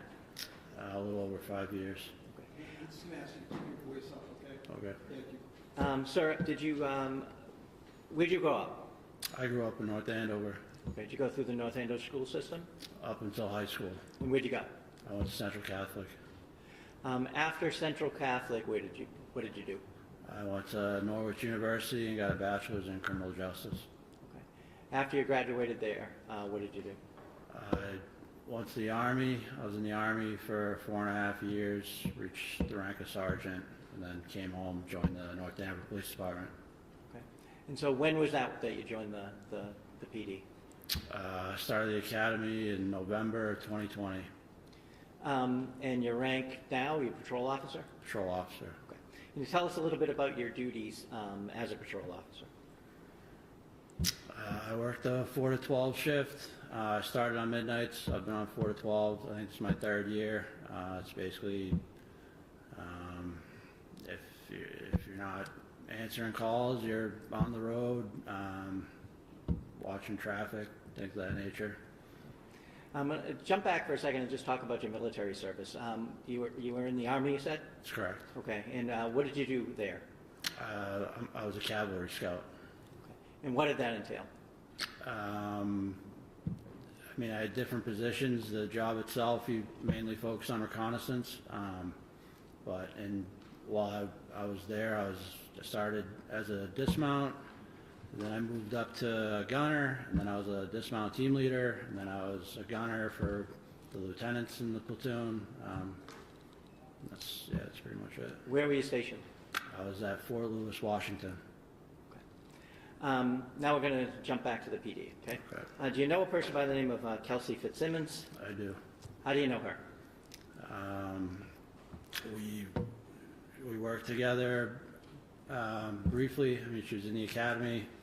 I can't remember how long she was out of the academy, but she was FTOing for a while, and she was FTOing on my shift.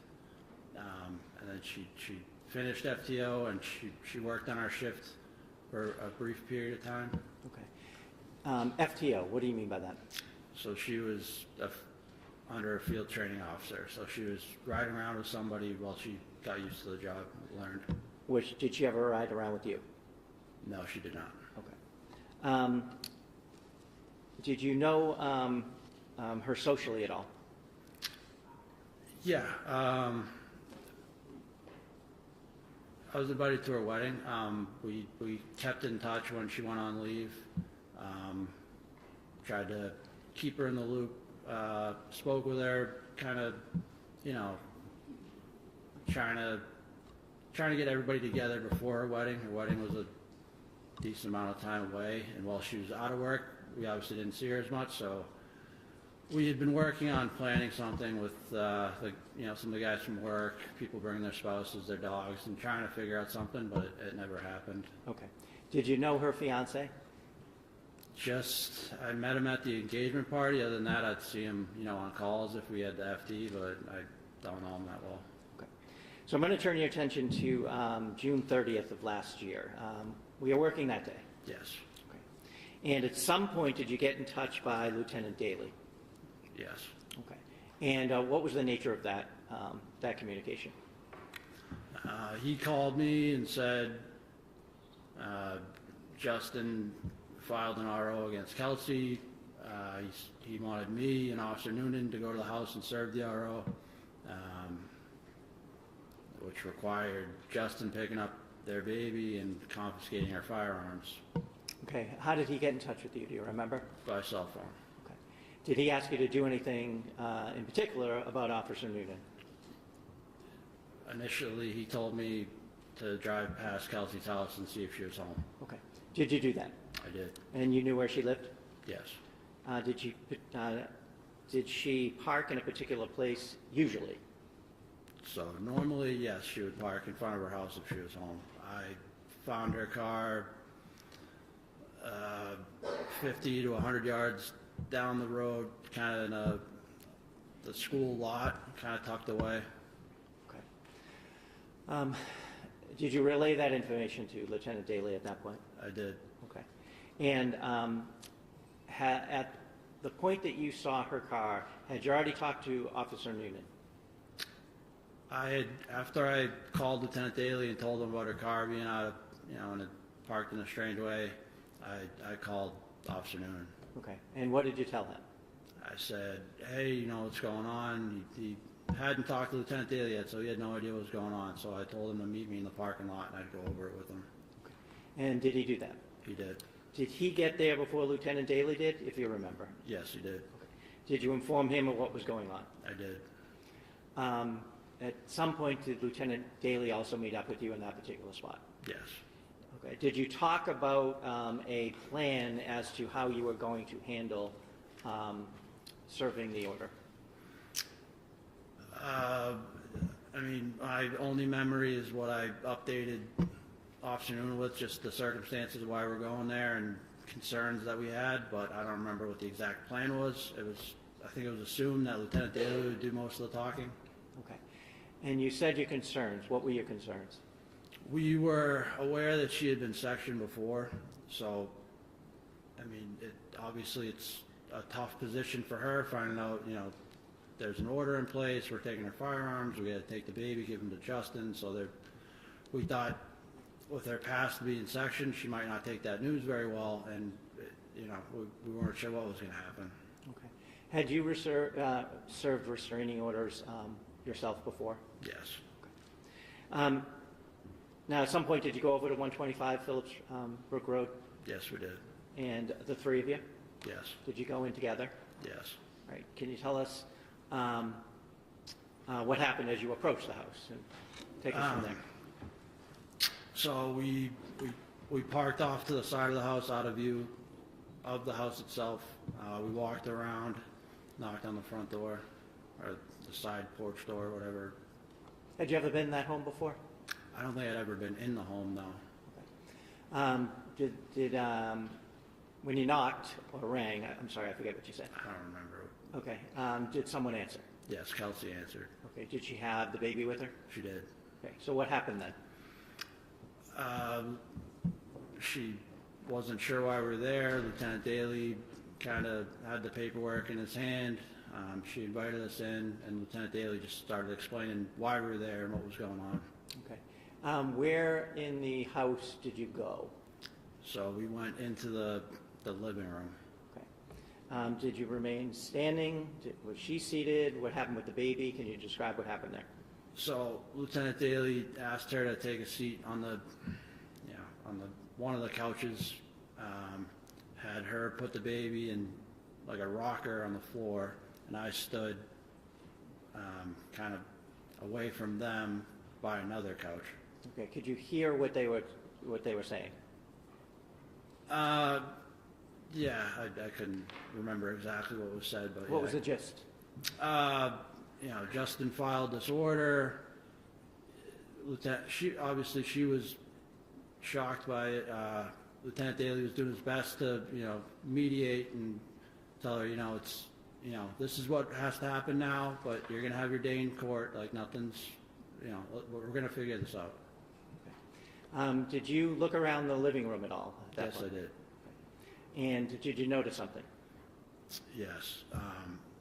So on the couch I was near, there was clothes everywhere, and I could see a handgun case sticking out. And before that, Lieutenant Daly had asked Kelsey where her firearms were. She said they're in the basement. And while they were having that discussion, I saw the handgun case, picked it up, opened it, it was empty, and Kelsey reassured me that they were in the basement. Okay. So that was the second time she said they were in the basement? Yes. How soon after you got in there was that question asked about where the guns were, if you remember? It was almost immediately. Okay. That was one of the first questions? Yes. Okay. What happened next? We told her that, or Lieutenant Daly told her that Justin's going to come and pick up the baby. So she said, how long is he going to have him? I need to pack for him. So me and Lieutenant Daly began following Kelsey as she packed for the baby. Okay. And did she do anything with the baby when you guys were following her around, if you remember? I believe at that time Officer Noonan was holding the baby. Now, you said you were following her around the house? That's correct. Was it? Why was that? It was still, we were still a little bit on edge. She had to go to the kitchen. I remember when me and Lieutenant Daly followed her in the kitchen, I was concerned because there was butcher knives all along the kitchen. That was just something that stood out to me. Okay. Was it your intention for you or another officer to be with her the entire time? That's correct. Okay. Is that standard practice when you're have similar concerns? Correct. After you went into the kitchen, do you remember where you went? I believe we went upstairs. Me, Kelsey, Lieutenant Daly, briefly came back downstairs, and then we went into the other side room. I think it's like an exercise room. Okay. At any point, if you remember, did the defendant make a call? Yes, at some point she called her mother. So after you came downstairs, at some point did you take possession of the baby? That's correct. Okay. What happened while you were holding the baby? Anything? Yeah, so I took the baby from Officer Noonan, which Kelsey asked me to do, which I did. Kelsey told me, why don't you take him for a walk? He likes to look at the cars. I told her, I said I'd take the baby, but I wasn't going to leave. So I took the baby out on the porch, and the baby was crying, so I was doing my best with the baby. And at that point, her mom showed up. Okay. through that same door you guys had come in? Correct. Okay. And so what did you do when she came? I peeked in, I told Lieutenant Daly, like, the mom's here, why don't we give her the baby, and we invited the mom in. After the mom came in and you handed the baby to her, did you stay in the immediate area or did you go somewhere? So once the mom came in, she was pretty upset with us, but Lieutenant Daly explained the situation to her. So at that point, me and Officer Noonan followed Kelsey upstairs so she could pack more things. Describe upstairs, if you would. There's a landing. It's a T hallway. Hold on a second. Yeah.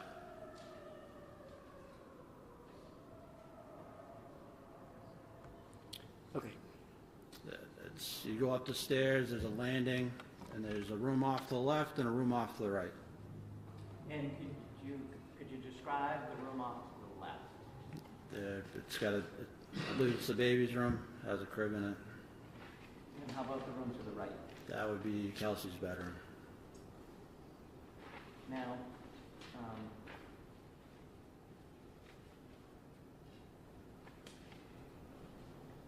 you said you followed her up there. Did she go in any one particular room? She moved between both the rooms. Okay. While you were up there? Correct. And what was she doing? She was packing.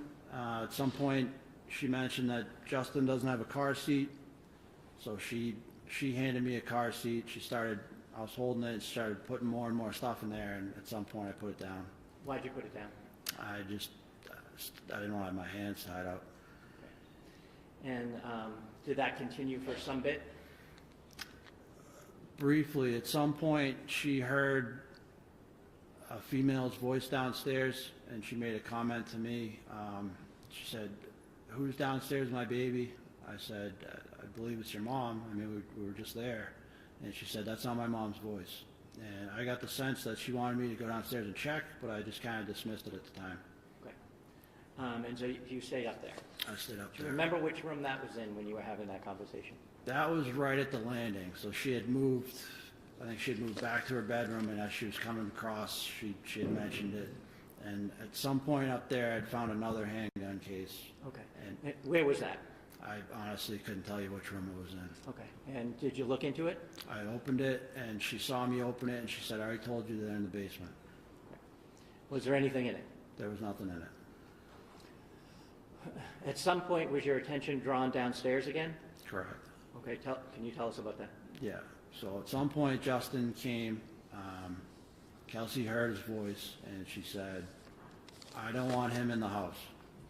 And at that point, I thought the only thing that was going to escalate the situation is them two in the house together at the same point. So I wanted to help Kelsey out, so I told her I'd go tell Justin to leave. Okay. Where were you when this conversation happened? Between me and Kelsey, we were still upstairs. Okay. And was Officer Noonan also with you? Yeah, So did you go downstairs? I did. Okay. Officer Noonan stay up with Kelsey? Correct. Where is she at this point, if you remember?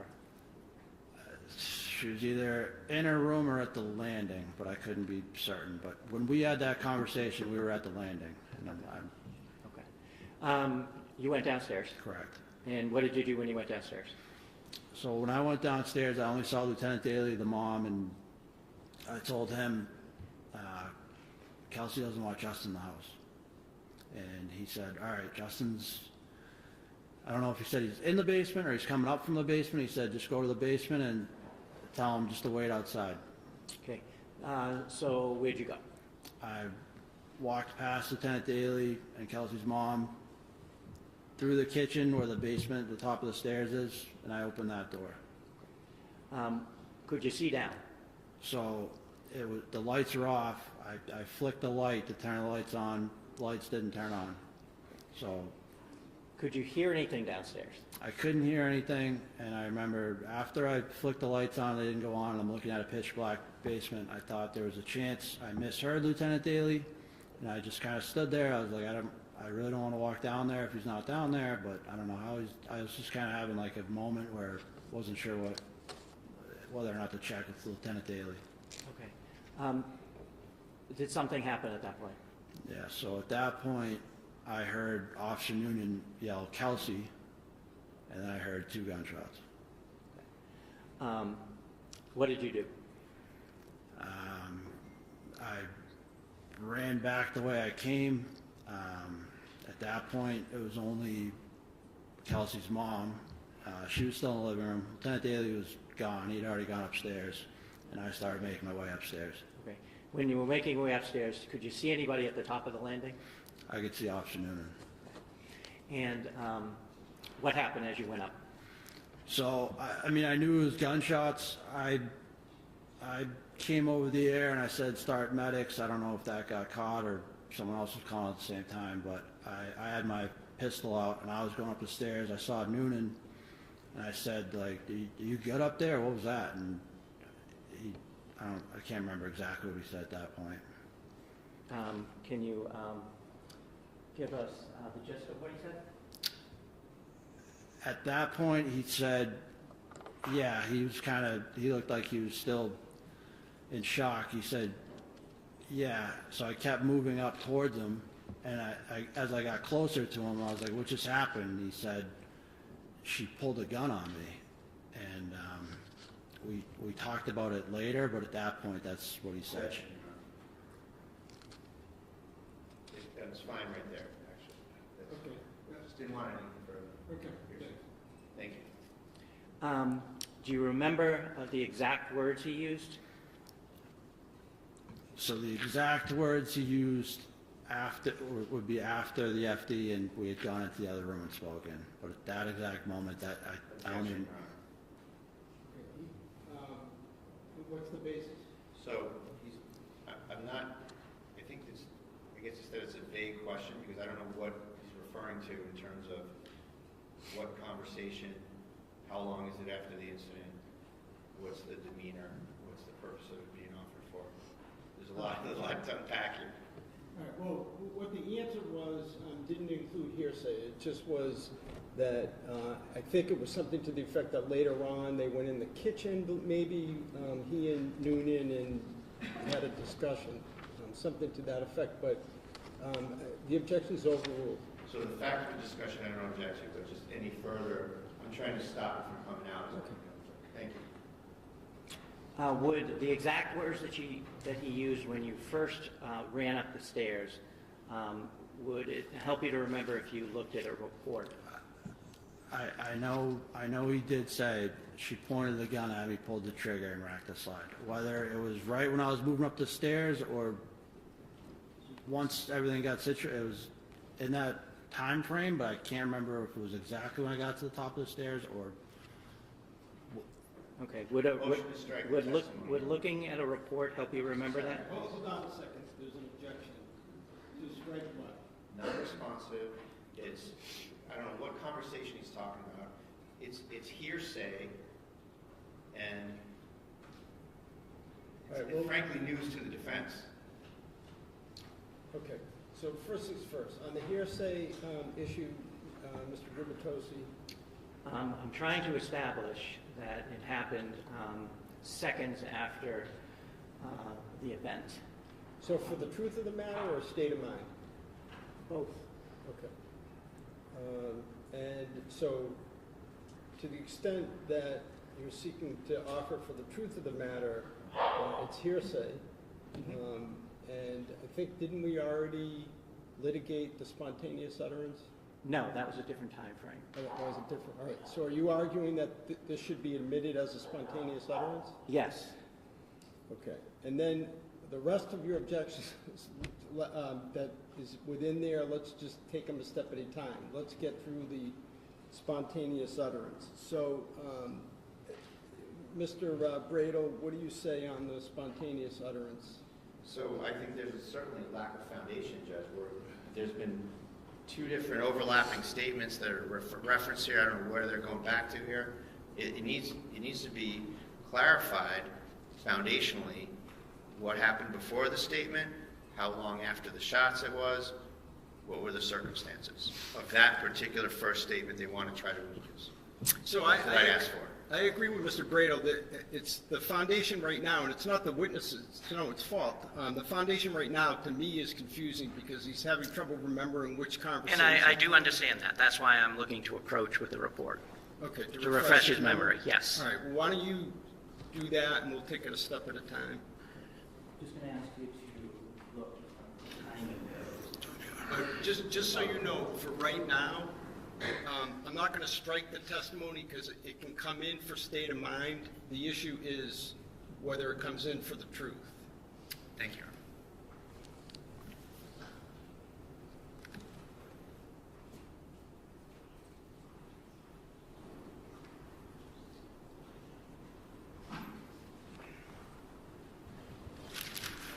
Does that help you remember the timing of that statement? Yeah, that's correct. Okay. When did that statement happen? So that statement happened when I got to the top of the stairs. Okay. I don't know what statement it is because Sure, I'll ask him. He's recited two different statements. Again, I'm not casting aspersions, but it was she pulled a gun on me or she pointed a gun, racked the trigger, etc. So you can have him clarify. Sure.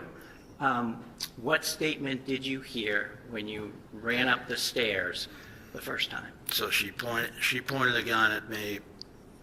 I'm speaking from Officer Noonan's perspective. Pointed the gun.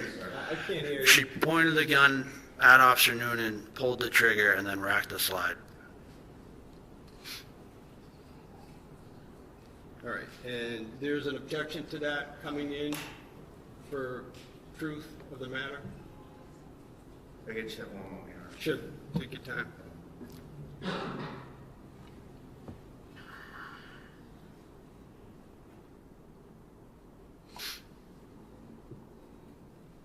Judge, there's still a lack of foundation here, Your Honor.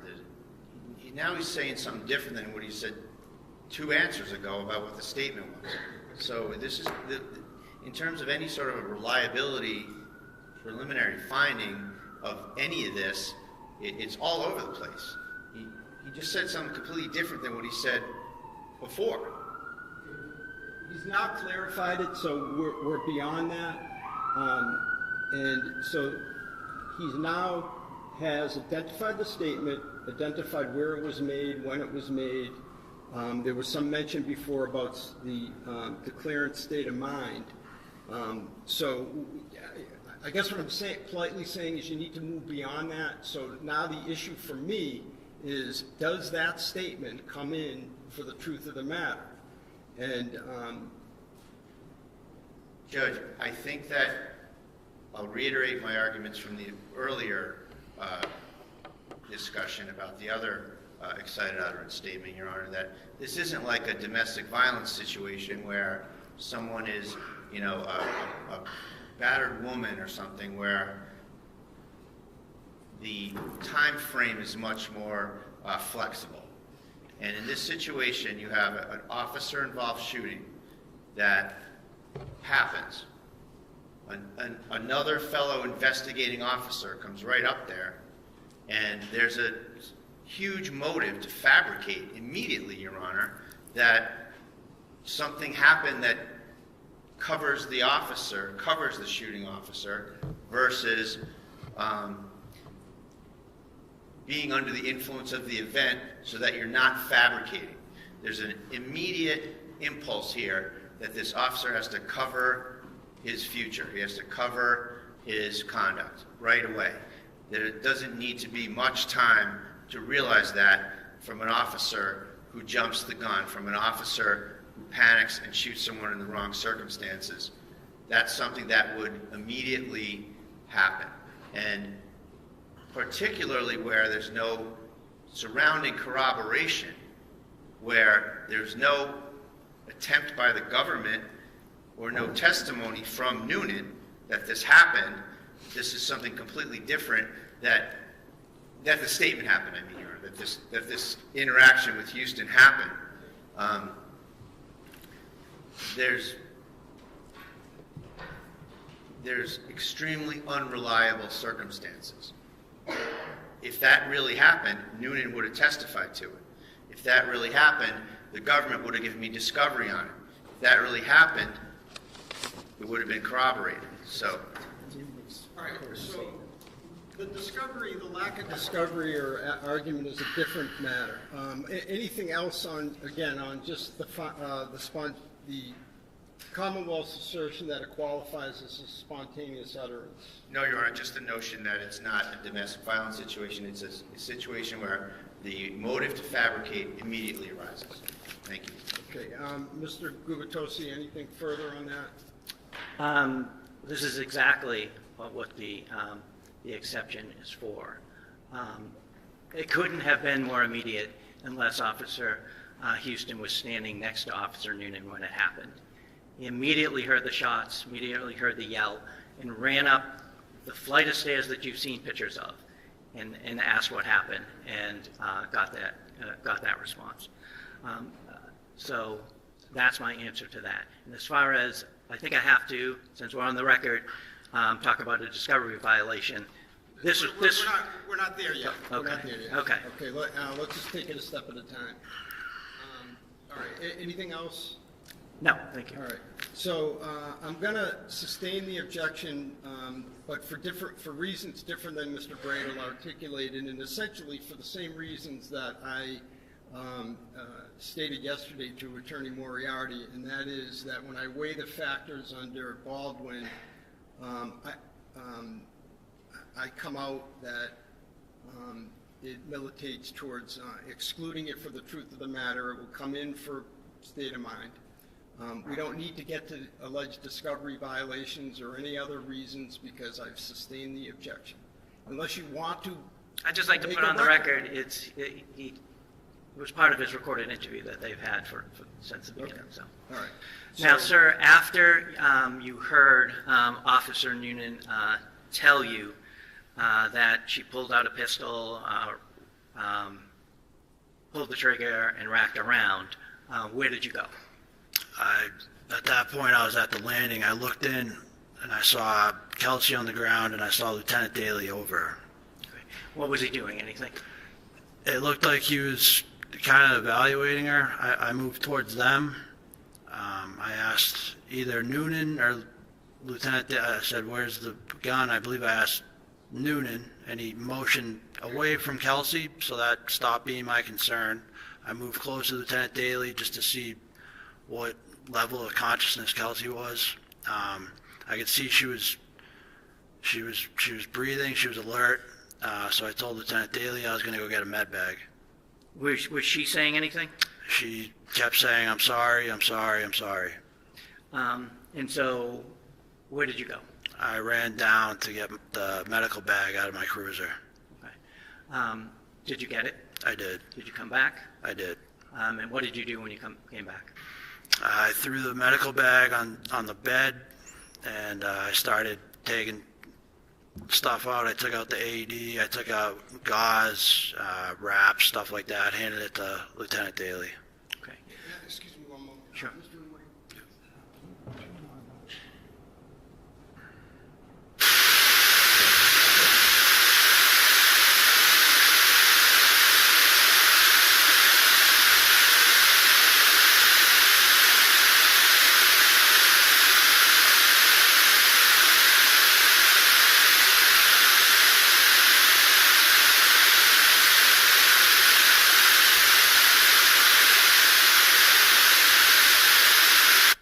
Thank you. All set. I'm going to jump back, and you saw Officer Noonan. Did he have his gun out?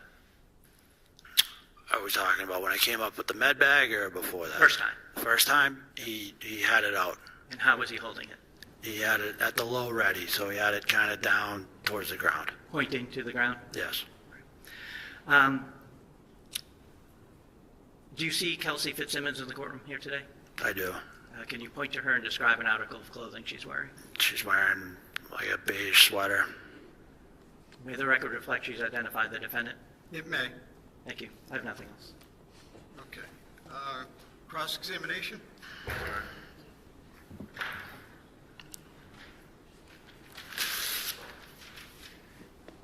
Good afternoon, sir. Good afternoon. You said that Ms. Fitzsimmons initially exhibited a lack of certainty or that she was unsure why you were there, correct? Correct. And how was that manifested? She just looked surprised. Her eyes were wide. She didn't, I mean, I guess it's the best way I could describe it. Now, you were with her for a good amount of time during this interaction, right? Correct. And it's true that she tried to kind of get you away from her a couple of times? That's what I believe, yes. She gave you the baby and said maybe go out on the porch and or take him for a walk? Correct.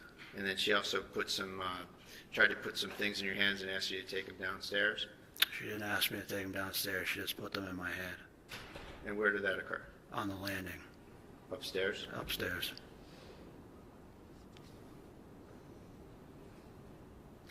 And you said that you heard Officer Noonan yell, "Kelsey"?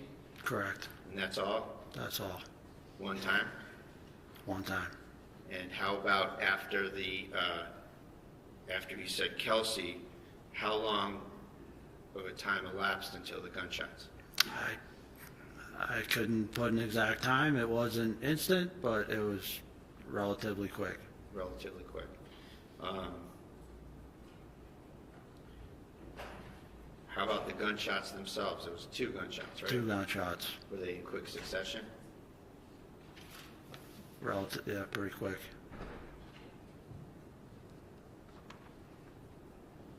And you said that Ms. Fitzsimmons said, "I'm sorry, I'm sorry." Correct. Did she say, "I'm sorry, I tried to kill myself"? She did not say that. Just, "I'm sorry"? I'm sorry. 3 times. Now, was there a plan before this to section Kelsey? No. You mentioned that you had known that she was sectioned before, right? Correct. And that was several months prior, wasn't it? I don't know exactly when it was. Okay, so it's fair to say that you don't really have any grasp of the details of that incident, do you? I do not. And you don't know whether it had anything to do with the police or not, do you?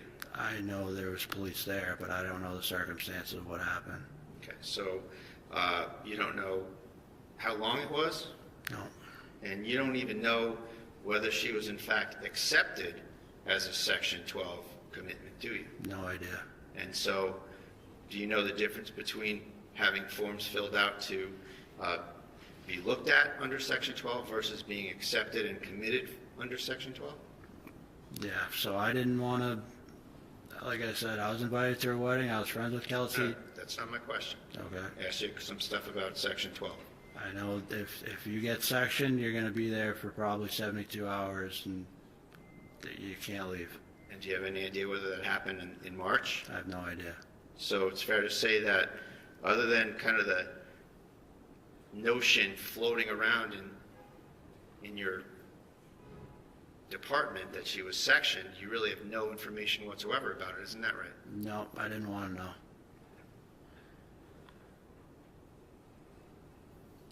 And then you said something about the knives in Ms. Fitzsimmons' kitchen? Correct. What's the status of the knives in Ms. Fitzsimmons' kitchen?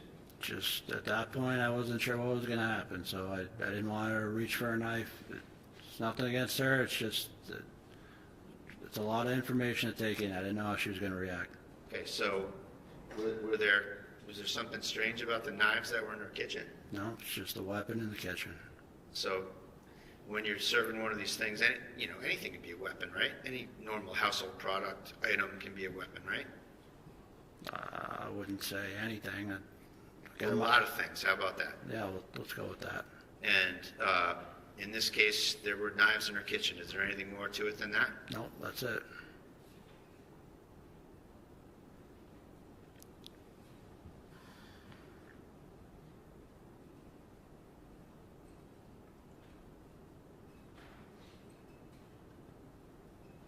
One moment, please, Your Honor. Yes.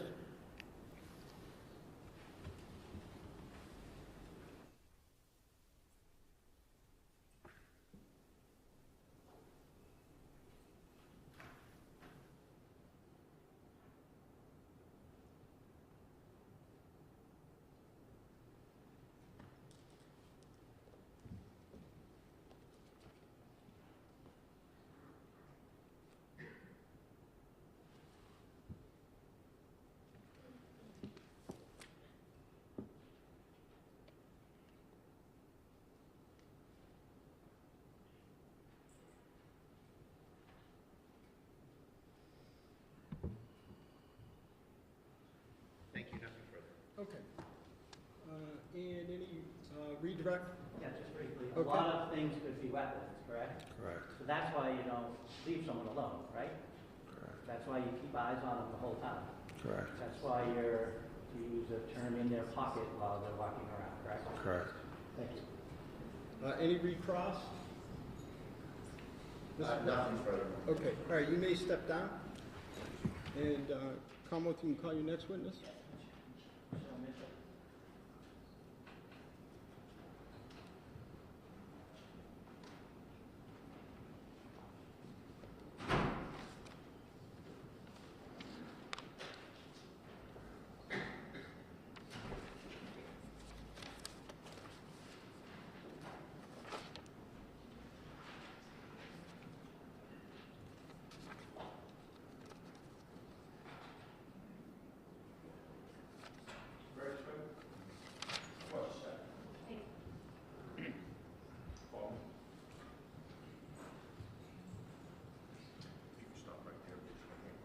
Could you raise your right hand?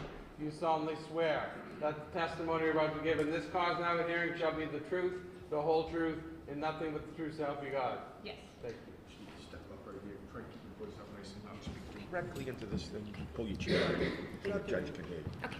How are you? Good afternoon. How are you? Good, thank you. All Let me- set. Could you please state your name, spell your first name and your last name? Yes, my name is Michelle Mitchell. Michelle is Michelle. Last name Mitchell, Mitchell. And what town do you live in? I live in Ipswich, Massachusetts. What do you do for a living? I'm a correctional officer. I didn't hear that. I'm a correctional officer. Oh, correction officer. And how long have you been doing that? 8 years. In Middleton? Yes, Do you know Kelsey Fitzsimmons? I do. How do you know her? We were coworkers and we eventually became friends. Now I'm going to jump ahead in your relationship. Well, when did you meet her? Do you remember? The end of 2021. At some point, you knew she was getting married. Yes. Were you going to be part of that? Yes, I was a bridesmaid in their wedding. I'm going to turn your attention to June 30th of 2025. Do you recall that day? I do. At some point, did you have a conversation with her? I did. And was that over the phone? Yes. And can you tell us about that? Yes, we talked on the phone, and she was driving around North Andover, and she was crying, and I heard her baby crying in the back seat. Did she tell you why she was crying? She said that she needed Justin. Any more than that, or was that the gist of it? That was the gist of the conversation, and then she said she had to pull over to feed the baby. Now, where were you when you had that conversation? Do you remember? I was in North Andover driving around trying to meet up with her. Did you ever meet up with her that day? I did not until I saw her later in the hospital. You, where did you go? Did you stay in North Andover? I did up until I went to the hospital after she was shot. Okay. Where did you go in North Andover? Anybody's house in particular? I went to Hunter's house. Okay, and who is Hunter? He is a friend of Justin's. And Justin Alayan? Yes. And who do you know him to be with regards to Kelsey? He is a coworker of Justin's and also a friend of his. Oh, I'm sorry, Hunter. I meant of the defendant. Who is Justin in relation to the defendant? Oh, sorry if that was unclear. That's okay. Justin was Kelsey's fiance. Okay. Was anybody else over Hunter's house? Yes. Who is that? It would be me, Justin, Katrina, myself, and Justin's sister, Courtney.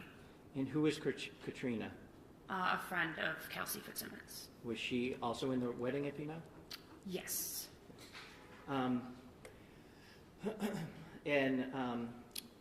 without getting into the conversation that was being had between the half dozen of you or so, do you know if Justin made a decision to do something? Yes. What was that? He was going to go to the Lawrence courthouse to file a restraining order, 209A, and also get temporary custody of the child. Okay. And at any point did you see the defendant in the area of Hunter's house? Yes. Can you tell us about that? Yes, I witnessed her drive by Hunter's house. Thank you. I have nothing else.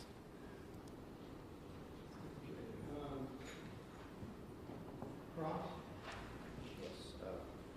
Good afternoon, Ms. Mitchell. Good afternoon. Just a couple questions.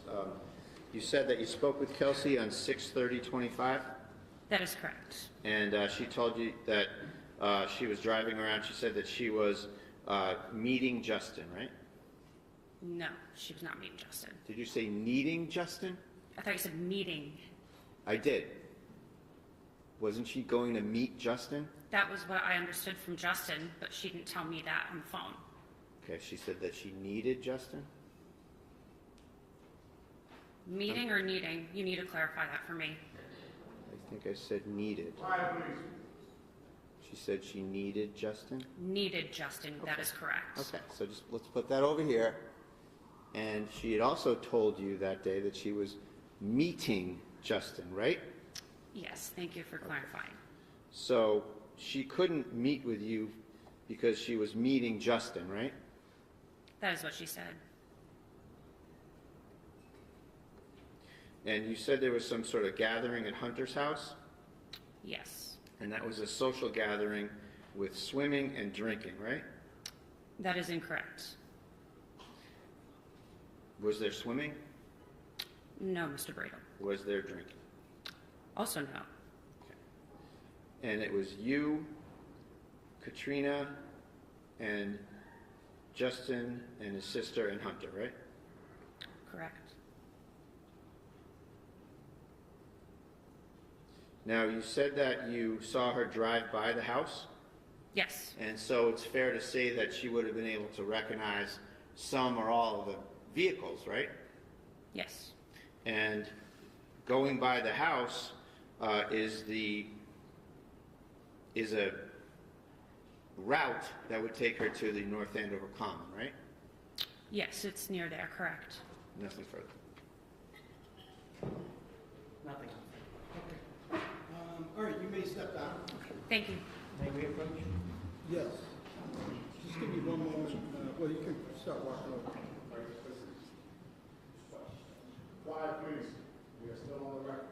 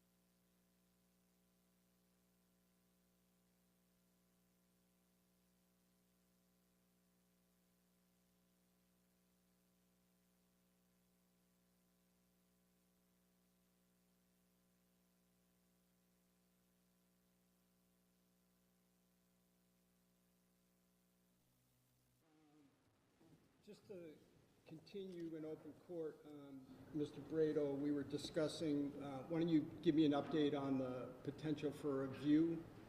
Yes, Your Honor, thank you. We did get some kind assent from the folks that live there, and it's it's something that we can do. And I would say that, you know, in a bench trial situation, we're speaking directly to the fact finder, and we have moved for the view. In the final analysis, I rely on the court's discretion and Your Honor's discretion as to whether a view in the final kind of look at things is helpful to the fact finder. So that's our position on that, and we think that judge will be in a position to end the defense case probably by the end of the day tomorrow, or in the afternoon tomorrow. Okay. All right. And as for, so would the view occur tomorrow? I think so, Your Honor, that if that's the case, we could do it tomorrow, or we could do it after the defense case. Okay. And Commonwealth, what do you say? Take no position. Well, here's the thing. You take no position, but as I kidded with you earlier, we're gonna need your resources. Sure. No, I'll take no position. I'd leave it up to you whether you think you need one. We would absolutely assist in any way we can. Okay. So here's the thing. I'm not going to take a position on whether I need one or not. What I'm going to do is allow the motion. You've requested it. Okay. And go there with an open mind, and thank you. We'll treat it like a view with the jury. You folks can point out things to me that you'd like me to remember. It will become part of the evidence, like it is in a jury trial. You know, my observations and the issue. I just need. I'd like to take a short break to just meet with the court staff, Mr. Wayne, and our court officers, just on the procedures that we'll use. As I told you at sidebar, I've never done a view in a bench trial. It's not something that we typically do, but I'm all for it. I want to talk with my staff for a few, not my staff, the staff, for a few moments, so that I can come back and we can perhaps get some planning done as well. Okay. So let's just take even a 5-minute break, and Mr. Wayne and our chief and our assistant chief, if I could talk with you for a moment.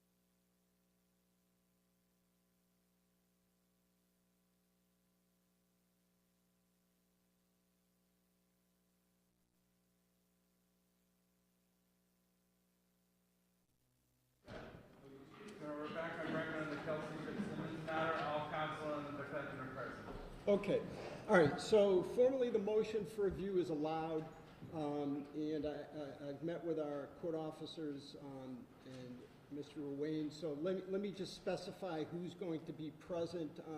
I'm going to assume that the three groups, the Commonwealth, the defense, and the court staff, will go there in separate vehicles.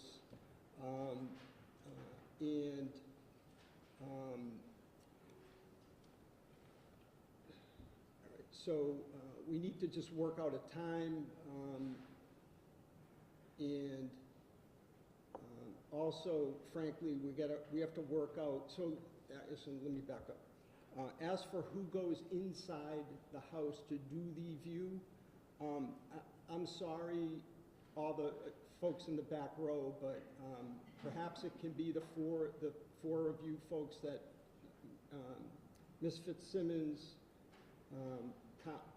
counsel, the trial counsel that have been here, Attorney Coakley, Attorney Bradle, and your paralegal. And I'm sorry, he said your Mr. Bradle has told me your name 6 times, and I just keep forgetting. But I don't mean any disrespect to the other attorneys, but I can already tell from the photographs it's a small house, and then on the court side it will be myself, Mr. Ruane, our court monitor, if you'll be available, and some court officers.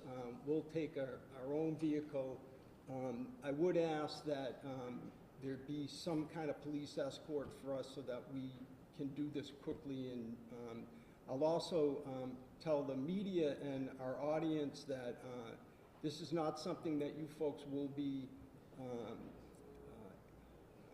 this is not going, you will not, no one else will be inside that house or really within some yardage or footage of the house. I need to figure out what that would be, other than the folks that I've mentioned.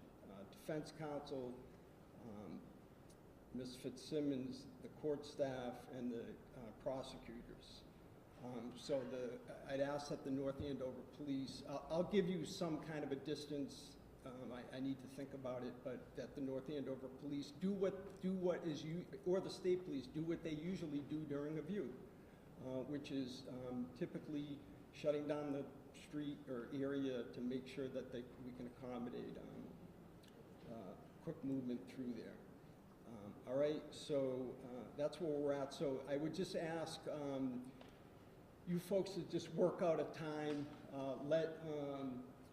Let our either chief court officer, assistant chief court officer, Mr. Ruane know the time that you want to go, and then what we'll do is if we're in the middle of a witness's testimony, we'll just break, go on the view and come back. And again, the expectations at the view will be just like we do during a jury trial. The attorneys it will be on the record in the sense of it will be recorded. Is that not live, but recorded? What? It's a handout, right? So it won't be live, but it will be recorded, so there's a record of it. And the attorneys, like in a jury view, will just point out locations inside the home that you'd like me to, and even outside the home that you'd like me to make note of. All right, and we will go from there. Anything else? We spoke. We anticipate Thursday morning. Just to give you a heads up, we need a little time to. Oh, okay. All right, that makes sense. You anticipate Thursday morning. Okay, that's time. Just let her. Okay. All right. And does that work for you folks? Yeah. Okay. All right. Okay, that makes sense. So tomorrow, the Commonwealth may or may not have a witness. The defense, if the Commonwealth rests, I guess you could rest because it is the defense's motion for the view. So technically, you could rest. If the Commonwealth rests in the morning, you'll be ready to proceed with your case. Yes, Your Honor. Tuesday witnesses. All right. All right. Excellent. And then we won't obviously get to closings until after the view. So if we're on target. And the evidence tomorrow, we can, that can happen on Thursday. All right. And one other thing. I've only done this once, this trial. I always have these false alarms when I'm ready to leave. And that is that, as I said, I'd like to get some agreement on the law that you want me to apply. All right, so, or at least maybe not agreement, consensus. All right, so you can do that in the way of proposed jury instructions, just a memo, whatever you want to do is fine. Okay, all right, thank you. We'll stand in recess. All right. Which stands in recess. Please remember when you exit the courtroom, there is another session